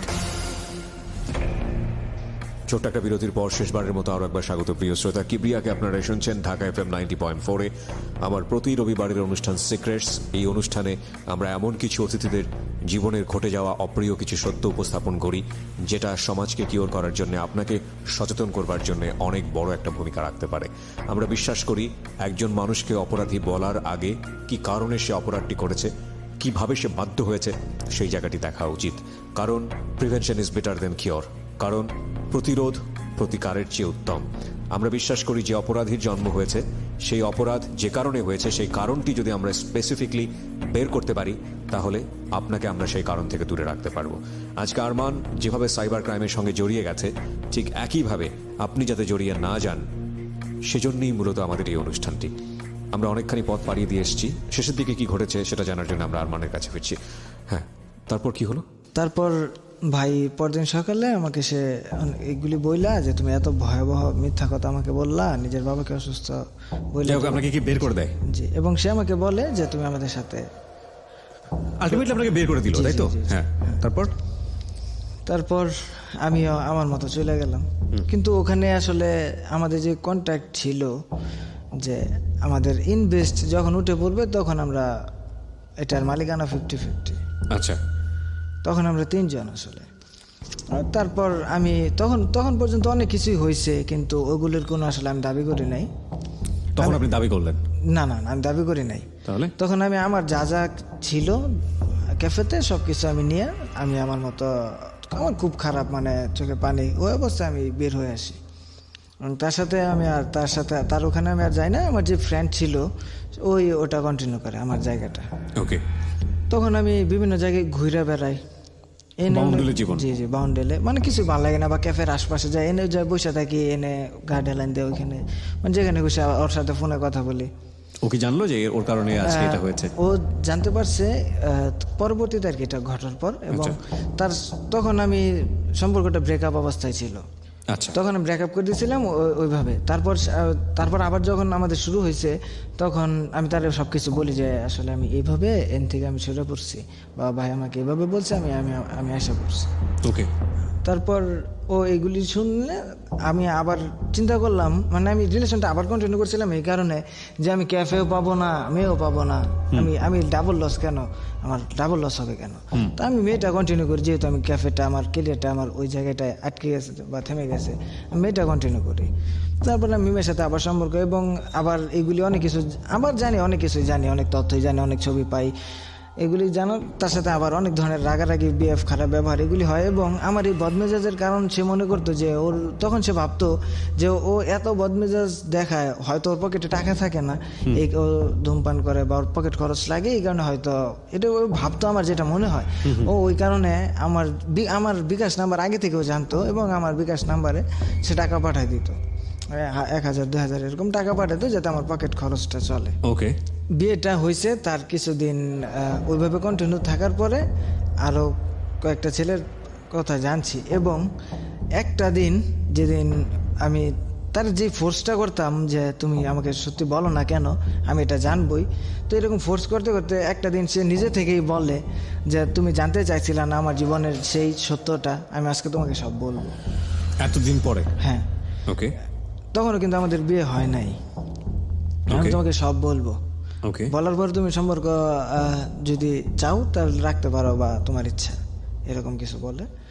তারপর আচ্ছা ঠিক আছে বলো। তারপর আমি আবার একটা মাঠে যাই, যাওয়ার পরে তার সাথে কথা বলি, এবং সে বলে যে তুমি যে ছেলেটারে লাস্ট টাইমে ধরছো আমার ব্যাপারে, ওই ছেলেটার সাথেই আমার ফার্স্ট টাইম অনৈতিক সম্পর্ক হয়েছিল, লাইফে ফার্স্ট। ওকে। তখন ওই ঘটনার আকারে বলে, অনেক লম্বা কইরা কথাগুলি বলে কিভাবে হয়েছে ছেলেটা, আমি ইন ডিটেলে আচ্ছা থাক, এবং হয়। এবং আমি ব্যাপারটা মানতে পারি না, তখন আমি খুব চিৎকার করি ওই মাঠে, আমি খুব চিৎকার করি, অনেক চিৎকার করি। তারপর দেখা যায় যে মানুষ বের হয়ে আসতেছে, মানে আমি মানতে পারতেছি না ব্যাপারটা, আমি আমার মতো মানে পাগলের মতো চিৎকার করি, আমার সাথে আমার ফ্রেন্ড। এখন আশপাশ থেকে মানুষ বের হয়ে আসতেছে দেখে আমার ফ্রেন্ড আমাকে নিয়ে তাড়াতাড়ি নিয়ে ক্যাফের উদ্দেশ্যে ওইদিকে মানে যাইতে থাকে, এবং পিছন দিয়ে মানুষ এসে বলে এখানে কি হয়েছিল। তারপর আমরা বলি যে এখানে এক পাগল এসে মানে চিল্লাফাল্লা করছে, পাগল আসছিল, সে চিল্লাফাল্লা করছে। পরে ক্যাফেতে যায়, তারপরে আমি ওরে সব কিছু বলি, এবং সে স্বীকার করে। তারপরে গোপন করে যে তার সাথে আমি তখন মানে এতটাই সাইকো ছিলাম আমার মতে, যে তার সাথে একবার অনৈতিক সম্পর্ক হয়েছে নাকি একাধিকবার হয়েছে সেটা জানার জন্য তখন আমার ভিতরে আবার কাজ করতেছিল, এবং সে বলছে একবার। এবং তারপর আমি তার প্রচুর ফোর্স করছি, এবং ওইভাবে কন্টিনিউ হওয়ার পরে আমি তারা আবার আরেকদিন আরেকটা বিষয় নিয়ে আমার প্রসঙ্গ সেটাই, যে একটাই তো এনাফ। আপনি এগুলো জেনে কি করবেন? একটা রিজনই তো এনাফ, আপনি যদি তাকে লিভ করতে চান। আর যদি লিভ নাই করেন, তাহলে একটা জানা একবার ভুল করা 100 বার ভুল করা এগুলো সমান, তো সেগুলো বারবার খুঁজে বের করতে হবে কেন? সো এগুলো এক ধরনের সাইকিয়াট্রিক ডিসঅর্ডার। বলুন তারপর আরো একটা, আমি ওই রকম মানে ওই বিষয় নিয়ে আবার কথা উঠে আরেকদিন আমি তারে ফোর্স করার পরে সে বলে যে না, হ্যাঁ ওর সাথে আমার 2বারই এই সম্পর্কটা, অনৈতিক সম্পর্কটা ওর সাথে আমার 2বারই হয়েছে। আমি তারপর আবার বলি তুমি একটু একটু করে কেন আমাকে বলো, তুমি টোটালি আমাকে পরিষ্কার করে বলে দাও, তুমি একটু একটু করে বলো, আর আমার ভিতরে সন্দেহের বাসাটা থাকে। কারণটা হচ্ছে আপনি সিন ক্রিয়েট করতেন। ওই একটু একটু করে বলতে এই কারণে যে আপনি সিন ক্রিয়েট করতেন। আপনাকে যখন বলতো, আপনি যে আচরণটা করতেন সেটার ভয় পেত সে, অফকোর্স। এবং সে আমাকে বলতো যে সে তার বাবাকে এত ভয় পায় না, তার বাবা অনেক শাসন করতো তারে, কিন্তু সে আমাকে প্রচুর ভয় পাইতো, এবং মানে সে আমাকে প্রচুর ভালোবাসতো, প্রচুর। এবং আমি যে ওর মিমের সাথে এত খারাপ ব্যবহার করছি, মিম কোনোদিন আমার সাথে আসলে খারাপ ব্যবহার করে নাই, এবং ও সবসময় কান্না করছে। এবং আমিও আমাদের 7 মাসের রিলেশনে গড়ে টানা 4 মাস কান্না করছি, ও এবং আমি প্রায় প্রতিদিন এইগুলি নিয়ে আসলে ঝগড়া হইতো, মানে কষ্ট হইতো অনেক। তারপর একটা সময় যখন সিদ্ধান্ত নেই যে আমরা বিয়ে করব, ওগুলি জানার পরে আমি আবার তার ছাড় দিই এবং সিদ্ধান্ত নেই যে আমরা বিয়ে করব। সিদ্ধান্ত নিয়ে ফেললেন। হ্যাঁ। তারপর তাকে বলি এবং সে রাজি হয় এবং সে বিয়ের টাকার পয়সার খরচ যা লাগে ও নিজে থেকেই দেয়। এবং ময়মনসিংহ আসা আমরা কোর্টে যাই, আমার পরিচিত ছিল। কোর্টের ওখানে গিয়ে তার সাথে ওখানের লোকদের সাথে আলোচনা করে 2টা 100 টাকার স্ট্যাম্প নিয়ে মানে এফিডেভিট যেটা বলি আমরা, এই 2 স্ট্যাম্পে আসলে আমরা বিয়ে একটা মানে যেটাকে কোর্ট ম্যারেজ বলে সেটাই হয়। আমাদের কোনো কাবিন টাবিন হয় নাই বিয়ের, শুধু ওই কোর্ট ম্যারেজটাই 2টা স্ট্যাম্প দুজনে মিলেই করেন এটা? হ্যাঁ, দুজনে মিলে করে এবং দুজনেই সিগনেচার দেয়। এটা অপরাধ ছিল এই বিয়েটা, আমি মনে করি এটা ভুল না, একটা বড় ধরনের অপরাধ ছিল, তার নিজের প্রতি অপরাধ। বলুন তারপর কি হলো? পরিণতি বুঝতেই পারছেন, আমিও কিছুটা বুঝতে পারছি, কিন্তু সামনের দিকে আগাই আমরা। হ্যাঁ, তারপর ওই দিন আমরা আবার সেই একসাথে থাকি। এনে আরেকটা কথা বলি, এই যে তার সাথে আমার রিলেশন, মেয়ের যে গার্জিয়ান, তার সাথে মেয়েটার কি সম্পর্ক আমি সেটা বলবো না, সেটা বলে সমস্যা আছে। মেয়ের যে গার্জিয়ান মূলত মেয়েটার বাবা কিন্তু মারা গিয়েছিল মেয়েটা ক্লাস ছোট থাকতেই, কিন্তু মেয়ের যে গার্জিয়ান তিনি খুব মানে পাওয়ারফুল, খুবই মানে একটু প্রভাবশালী মানুষ এবং তিনি খুব ভালো মানুষ। তিনি জানতেন আমাদের সম্পর্কটা এবং তিনি মেয়েকে বলতেন যে তুই ওর সাথে সম্পর্ক করছিস, ভালো হয়েছে, ওকে একটু ভালোভাবে থাকতে বল, বোঝা, আমি তোদের ব্যাপারটা তোর মার সাথে আলোচনা করে আমি ব্যাপারটা সলভ করে দিব না, মানে তোদের রিলেশনটা যাতে হয়। এবং সে আমাকে মানে চাকরি বাকরির ব্যাপারে হেল্প করবে, এইগুলিও মেয়েকে বলতো যে ওর চাকরি বাকরির ব্যাপারে আমি ওরে হেল্প করব, কোনো সমস্যা নেই।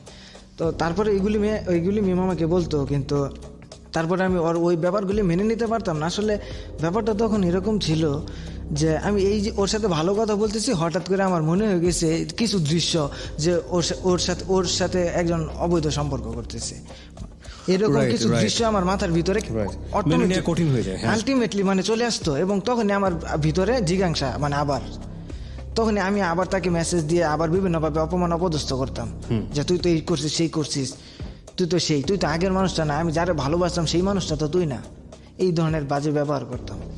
তো একটা পর্যায়ে তখন আমি বাউন্ডেলে, তারপর আমি আরেকটা আমার মামার একটা দোকান ছিল, ওই দোকানে আমি মামার সাথে ওই দোকানে আমি আসলে কাজে যাই, ওই দোকানে কাজ করি।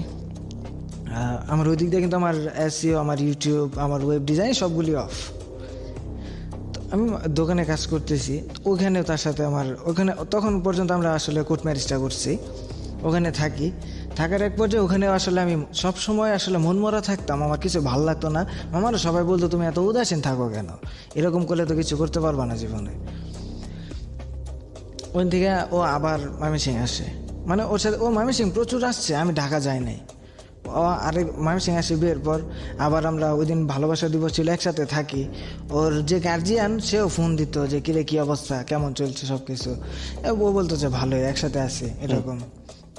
তারপর ওর সাথে আমার হয়, ওই দিন একসাথে থাকা হয়। আবার আমি ওকে ওর বাসে তুলে দেই, ও চলে যায় ওর মতো, আমি আমার মতো আবার আসি। আমি তারপর আবার ওই দোকানটা চেঞ্জ করি, ওই দোকানটা চেঞ্জ করে আমি আরেকটা দোকানে যাই। ওখানে আসলে আমি থাকতে পারি নাই। এর মাঝখানে একদিন ময়মনসিংহ আসছিল এবং ওর সাথে কথা বলার সময় ও সিঁড়ি থেকে পড়ে গিয়ে ওর হাতটা ভেঙে গেছিল এবং হাতটা ব্যান্ডেজ করে গলায় ঝুলানো ছিল এবং সে ওই অবস্থায় আমাকে দেখতে আসছিল। ওই অবস্থায় আমি যাই নাই ঢাকা তারে দেখতে। সে ময়মনসিংহ আইসা সে প্রচুর কান্নাকাটি করতেছে আমার সামনে এবং সে বলতেছে যে আমার 1 মাস হয়ে গেছে আমার হাত ভাঙছে, তুমি কোনোদিন একদিন আমাকে দেখতে পর্যন্ত যাও নাই, তোমাকে না দেখে থাকতে পারতেছিলাম না, তাই আমি তোমার কাছে আজকে চলে আসলাম, বাসায় মিথ্যা কথা বলে। ওই দিন খুব কান্নাকাটি করছে এবং বাস স্ট্যান্ডে সবার সামনে। তখন আমি তাকে বাস স্ট্যান্ডের টিকিট কাউন্টারের ভিতরে নিয়ে বসাইছি, আমি কন্ট্রোল করতে পারি নাই। ওই দিন আমি তার সাথে আবার ঢাকা গেছি এবং আমি যখন একসাথে ওর সাথে বাসে উঠি, বাসে তুলে উঠছি, আমি উঠে ওর পাশের সিটে বসছি, তখন আমার আসলে ভালো লাগতেছিল না। তখন আমি বলতেছিলাম আমি তোমার সাথে যাবো, ও বলতেছে যাবা, গেলে তো ভালোই হতো, আমার কাছে তো টাকা নাই। তারপর আমি আমার এক ভাইকে ফোন দিয়ে টাকা ম্যানেজ করি। ওই দিন আমি ওর সাথে ঢাকা চলে যাই এবং আমি তখন কিন্তু দোকান থেকে আসছি, দোকান থেকে বের হয়ে আসছি এবং বলছি যে আমি একটু বাইরে যাবো, আসতেছি এখনই, এই কথা বলে তখন আমি তার সাথে আবার ঢাকায় চলে আসছি। এবং ওই দিন আমি বাসে প্রচুর, আসলে আমার বাসে চলাচল করার অভ্যাস কমই ছিল, কিন্তু ওই দিন কেন জানি আমার বাসে প্রচুর বমি হয়। একটা সময় হয়েছে যে তখন আমি আসলে এটা মার্চ মাসে তার সাথে ও ময়মনসিং আসে, এবং তার সাথে ওই দিন আমরা একসাথে থাকার পর আমরা আবার ঢাকার উদ্দেশ্যে, তখন আমি ওই দোকানটা ছাইড়া দিই এবং আমার মামা আমাকে বলে যে আমার এখানে আসো, চাকরি করো। তারপর আমি ওই দিন একসাথে থাকি, আমি মামার উদ্দেশ্যে দুজন একসাথে ঢাকা চলে যাই। মূলত আমার উদ্দেশ্যটা ছিল যে আমি ওর সাথে ওর কাছাকাছি থাকবো। ওকে, এই উদ্দেশ্যে আমি ওর সাথে চলে যাই এবং আমি ঢাকায় ওখানে চাকরি করি। ওখানে চাকরি করা অবস্থায় আমি একটা জিনিস খাইতাম, একটা সিরাপ ছিল, এটা একটা মানে ঘুমের, ঠিক আছে, নেশা করতেন। ওই জিনিসটা আমি তখন আসলে ওইখানে সাইডে মানে ছিল, বিষয়টা এরকম ছিল যে একটা ডেভেলপার, এটা কোম্পানি না মালিকেরই এবং নিজস্ব, সে গুলশান নিকেতনে এই আপনি জিনিসটা নেশা করতেন? হ্যাঁ, ওই জিনিস আমি খাইতাম এবং আমি শেষ পর্যন্ত ঢাকায় আমার ওখানে চাকরি করা হয় এবং ওইখানে আমি কয়েকটা বাজে ছেলেদের সাথে মিশা একসাথে থাকতাম। আমি টুকটাক আর মানে ওই সিরাপটা খাইতাম, এর বাইরে কিছু না। তো ওটা ভালো লাগতো, ওটা খাওয়ার পর সিগারেটটা খেতে ভালো লাগতো, তো অতটুকু পর্যন্ত তো আমি ওইটা করতাম, কিন্তু এর মাঝখানে আমি কোনো ধরনের কিন্তু নেশা করি না। শেষ পর্যন্ত আরেকটা বিষয় নিয়ে ওর সাথে আমার মনোমালিন্য হয় এবং ওই ব্যাপারটা লাস্ট ছিল, যে ওই ব্যাপারটা আমি পরবর্তীতে আবার আরেকটা বিষয় জানতে পারি। হ্যাঁ, জানার ওই ফেসবুকের মাধ্যমে? হ্যাঁ জি, ওকে, ফেসবুকের মাধ্যমে জানার পরে ওর সাথে আমি এই ব্যাপারটা নিয়ে খুব করি, আসলে কথাবার্তা বলি। বলার পরে ও খুব ওই সময়টাতে খুব রাগ করার পরে ও আমার সাথে দেখা করে আমার ফোনে যে ছবিগুলি ছিল বা প্রমাণ ছিল ওই সবগুলি মানে আমার সাথে ভালোভাবে দেখা করে সবগুলি ডিলিট করে দেয়। তারপর আমি যখন আইসা ওইগুলি পাই না, তখন আমি তার সাথে বলি আমার ফোন থেকে এগুলি ডিলিট করছো কেন? করছি তো কি হয়েছে? ও ফেসবুক আইডি ডিঅ্যাক্টিভেট করে নাম্বারটা আমার বন্ধ করে দেয়, আবার খুব ঝগড়া। এবং ওই সময়টাতে তার সাথে আমার কোনো ধরনের যোগাযোগ নাই। আচ্ছা, এবং তাকে আমি ফোনে পাইতেছি না, এবং আমি তার বাসার যে তাকে ফোন দেই এবং সে কোনোভাবে দেখা করতে দেয় না। তারপর ওর গার্জিয়ান আসে, আমার এখানে আসে, আইসা আমার সাথে কথা বলে এবং কথা বললা সে আমার কাছ থেকে সিগনেচার নিয়ে যে আচ্ছা যাই হয়েছে, তোমাদের এটা আসলে বিয়ে হয় নাই, কাবিন ছাড়া আসলে কোনো বিয়ে হয় না, এটা জাস্ট একটা চুক্তির মতো হয়েছে, এটা কোনো বিয়ে হয় নাই। তারপর সে এগুলি আইসা, সে আমার শহরে আইসা এগুলি উকিল দিয়া সমাধান কইরা তারপর আমার কাছ থেকে সাদা কাগজে সিগনেচার নিয়ে সে এবং আমাকে বিভিন্নভাবে বলে গেছে, তুমি যদি আর কোনোদিন যোগাযোগ করো তোমার ব্যাপারে তোমার লাইফটা এমনিতে নষ্ট হয়ে যাবে। তারপর থেকে ওই মেয়ের সাথে আমার আর কোনো ধরনের যোগাযোগ নাই। সো কি দাঁড়ালো? মানে আপনি তো জানতেন যে এরকম একটা পরিণতির দিকে আপনি যেতে পারেন, জানতেন না এই কাজগুলো করার আগে? তারপরও কেন করেছেন? আসলে আমি এখন যেটা বুঝি যে ওই সময়টাতে আসলে আমার বলতে গেলে মাথায় ওইগুলি আসলে ওইভাবে আমার ভিতরে, আমি যে আসলে কোনটা ভালো কোনটা মন্দ আমার ওই ধরনের কোনো চিন্তাই ছিল না। আমি শুধু একটা বিষয় নিয়ে আমার মাথায় সবসময় এই একটা বিষয় ক্যাচ করতো এবং একটা বিষয় নিয়ে আমি সবসময় ভাবতাম, এবং এখন মনে হয় যে আমার স্বাভাবিক সেন্স ছিল না, আমি একটা সাইকিয়াট্রিক, আসলে আমি তখন সাইকো ছিলাম, এরকম মনে হয় বর্তমানে আমার কাছে, এরকম মনে হয় যে আমি যা করছি সবই ভুল। ফাইন, সিক্রেটস এখানে রিভিল হলো। ওর জীবনের যে চরম পরিণতি বা সবকিছু হারানো, লেখাপড়া নাই, এখন ক্যারিয়ার নাই, যাকে লাভ করেছে ওয়ান কাইন্ড অফ কি বলবো ক্রেজি লাভ, সেটাও নাই। আমি পড়াশোনা করতেছি এখনো নতুন করে পড়াশোনা শুরু করছি, নতুন করে ঘুরে দাঁড়ানো উচিত, সে জায়গায় আপনি ঘুরে দাঁড়িয়েছেন। কিন্তু এই সম্পর্কটা না থাকলে হয়তো জীবনটা অন্যরকম হতে পারতো, আজকে হয়তো আপনি অন্য জায়গায় থাকতেন। আমার ব্যাপক আকাঙ্ক্ষা, মানে প্রচুর আগ্রহ ছিল এই ব্যাপারটার দিক দিয়ে, আইটি, এবং হ্যাঁ আইটি, এবং সবাই আমাকে সাপোর্ট দিত এতটাই যে ও পারবেই শিওর, এবং আপনি সেটা সবকিছু হারিয়েছেন। আমি সব হারাইছি, এবং আমার মানে আমি নিজেই বলতেছি এটা আসলে নিজের প্রশংসা না, আমার ট্যালেন্ট ছিল প্রচুর, আমি খুব সহজে এই জিনিসগুলি ক্যাচ করতে পারতাম। এবং আরেকটা কথা বলি, আমার একটা ইউটিউব চ্যানেল ছিল, যে চ্যানেলটাতে এখন আমার $1000 উপরে আমার কাছে আছে, আমার 1000, কিন্তু আমি সেটা তুলতে পারি না। তার গার্জিয়ান আমার ফেসবুক আইডি, আমার ফোন, আমার সিম এবং আমার যে জিমেল অ্যাকাউন্ট, যেগুলিতে আমার অ্যাডসেন্স অ্যাকাউন্টটা, এবং সবগুলিতে তারা নিয়ে নিছে, এবং যার কারণে আমি আর পরবর্তীতে এগুলি পাই না, এবং আমি ওই পেমেন্ট কিছুই নিতে পারি না। এবং এখন আমি দেখতে পারি বা থেকে সোশ্যাল মিডিয়া থেকে যে আমার অ্যাকাউন্টে আসলে কি পরিমাণে, কিন্তু এইসব ব্যাপারে অনেক অভিজ্ঞ, কারণ ও যে টার্মগুলো ইউজ করছে সেগুলো শুনেই বোঝা যায় যে আসলে he is expert on this field. প্রিয় শ্রোতা, আমরা সিক্রেটসে সবসময় আপনাদেরকে একটা কথা বলি, একটু পরে থিমটা আবারও বাজবে, শুরুতে যে থিমটা বেজেছে, যে অপরাধ কিংবা ভুলের পেছনে শক্তিশালী একটি কারণ থাকে, শক্তিশালী একটা রিজন থাকে, শক্তিশালী কিছু সিক্রেটস থাকে, সেগুলো যদি আমরা জানি তাহলে পরিণতি থেকে আমরা বাঁচতে পারি। আজকে যে ঘটনাটা এখানে মঞ্চায়িত হলো দ্য স্টেজ অফ রিয়েলিটিতে, সেটা আসলে ওর জীবনে ঘটে যাওয়া চরমতম একটি ঘটনা, যেটা ওর ক্যারিয়ার শেষ করে দিয়েছে, লেখাপড়া শেষ করে দিয়েছে, ওর জীবনের ড্রিম যেখানে হয়তো সে অনেক বড় ভালো কিছু করতে পারতো সেটাকে শেষ করে দিয়েছে। আমরা শুধু এটুকুই বলতে চাই, যেটা ক্যারিয়ারকে হ্যাম্পার করে, যেটা লেখাপড়াকে শেষ করে, আপনার স্বপ্নকে শেষ করে দেয়, এবং আপনি জানেন যে এই সম্পর্কের কোনো পরিণতি নেই, জেনে শুনে সেই বিষ না পান করাটাই শ্রেয়। কারণ ধৈর্য ধারণ করে সামনের দিকে কষ্ট করে এগিয়ে গিয়ে ইমোশনটাকে কন্ট্রোল করে আপনি হয়তো জানেনই না কেউ একজন আপনার জন্য অপেক্ষা করছে, যে হয়তো বর্তমানের চেয়ে হাজার হাজার গুণ ভালো মানুষ হবে। So don't waste your valuable time, energy, specially your career. আজকের মতো শুভরাত্রি। প্রতিটি অপরাধ এবং ভুল দাঁড়িয়ে থাকে গোপন কিছু ঘটনার উপর।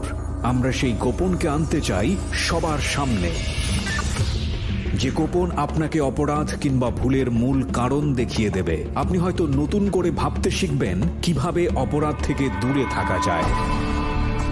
আমরা অপরাধীকে দোষী বলার আগে কেন সে দোষ করেছে সেটা দেখাই, যাতে আপনি আর সেই ভুল না করেন। আমরা অপরাধকে নিরুৎসাহিত করতে অপরাধ কিংবা কোনো ভুলের নির্মম পরিণতি দেখাই, যাতে আপনাকে আমরা সেই জায়গায় না দেখি। আমরা বিশ্বাস করি প্রতিটি মানুষই সম্ভাবনাময়। কাউকে তার ভুল বা অপরাধের শাস্তি দেবার আগে আমরা তার ভুলের পেছনের গোপন সত্য সবার সামনে বলার সৎ সাহসকে সম্মান জানাই, যাতে আপনি সেই ভুল থেকে বাঁচতে পারেন। Secrets, something beyond entertainment.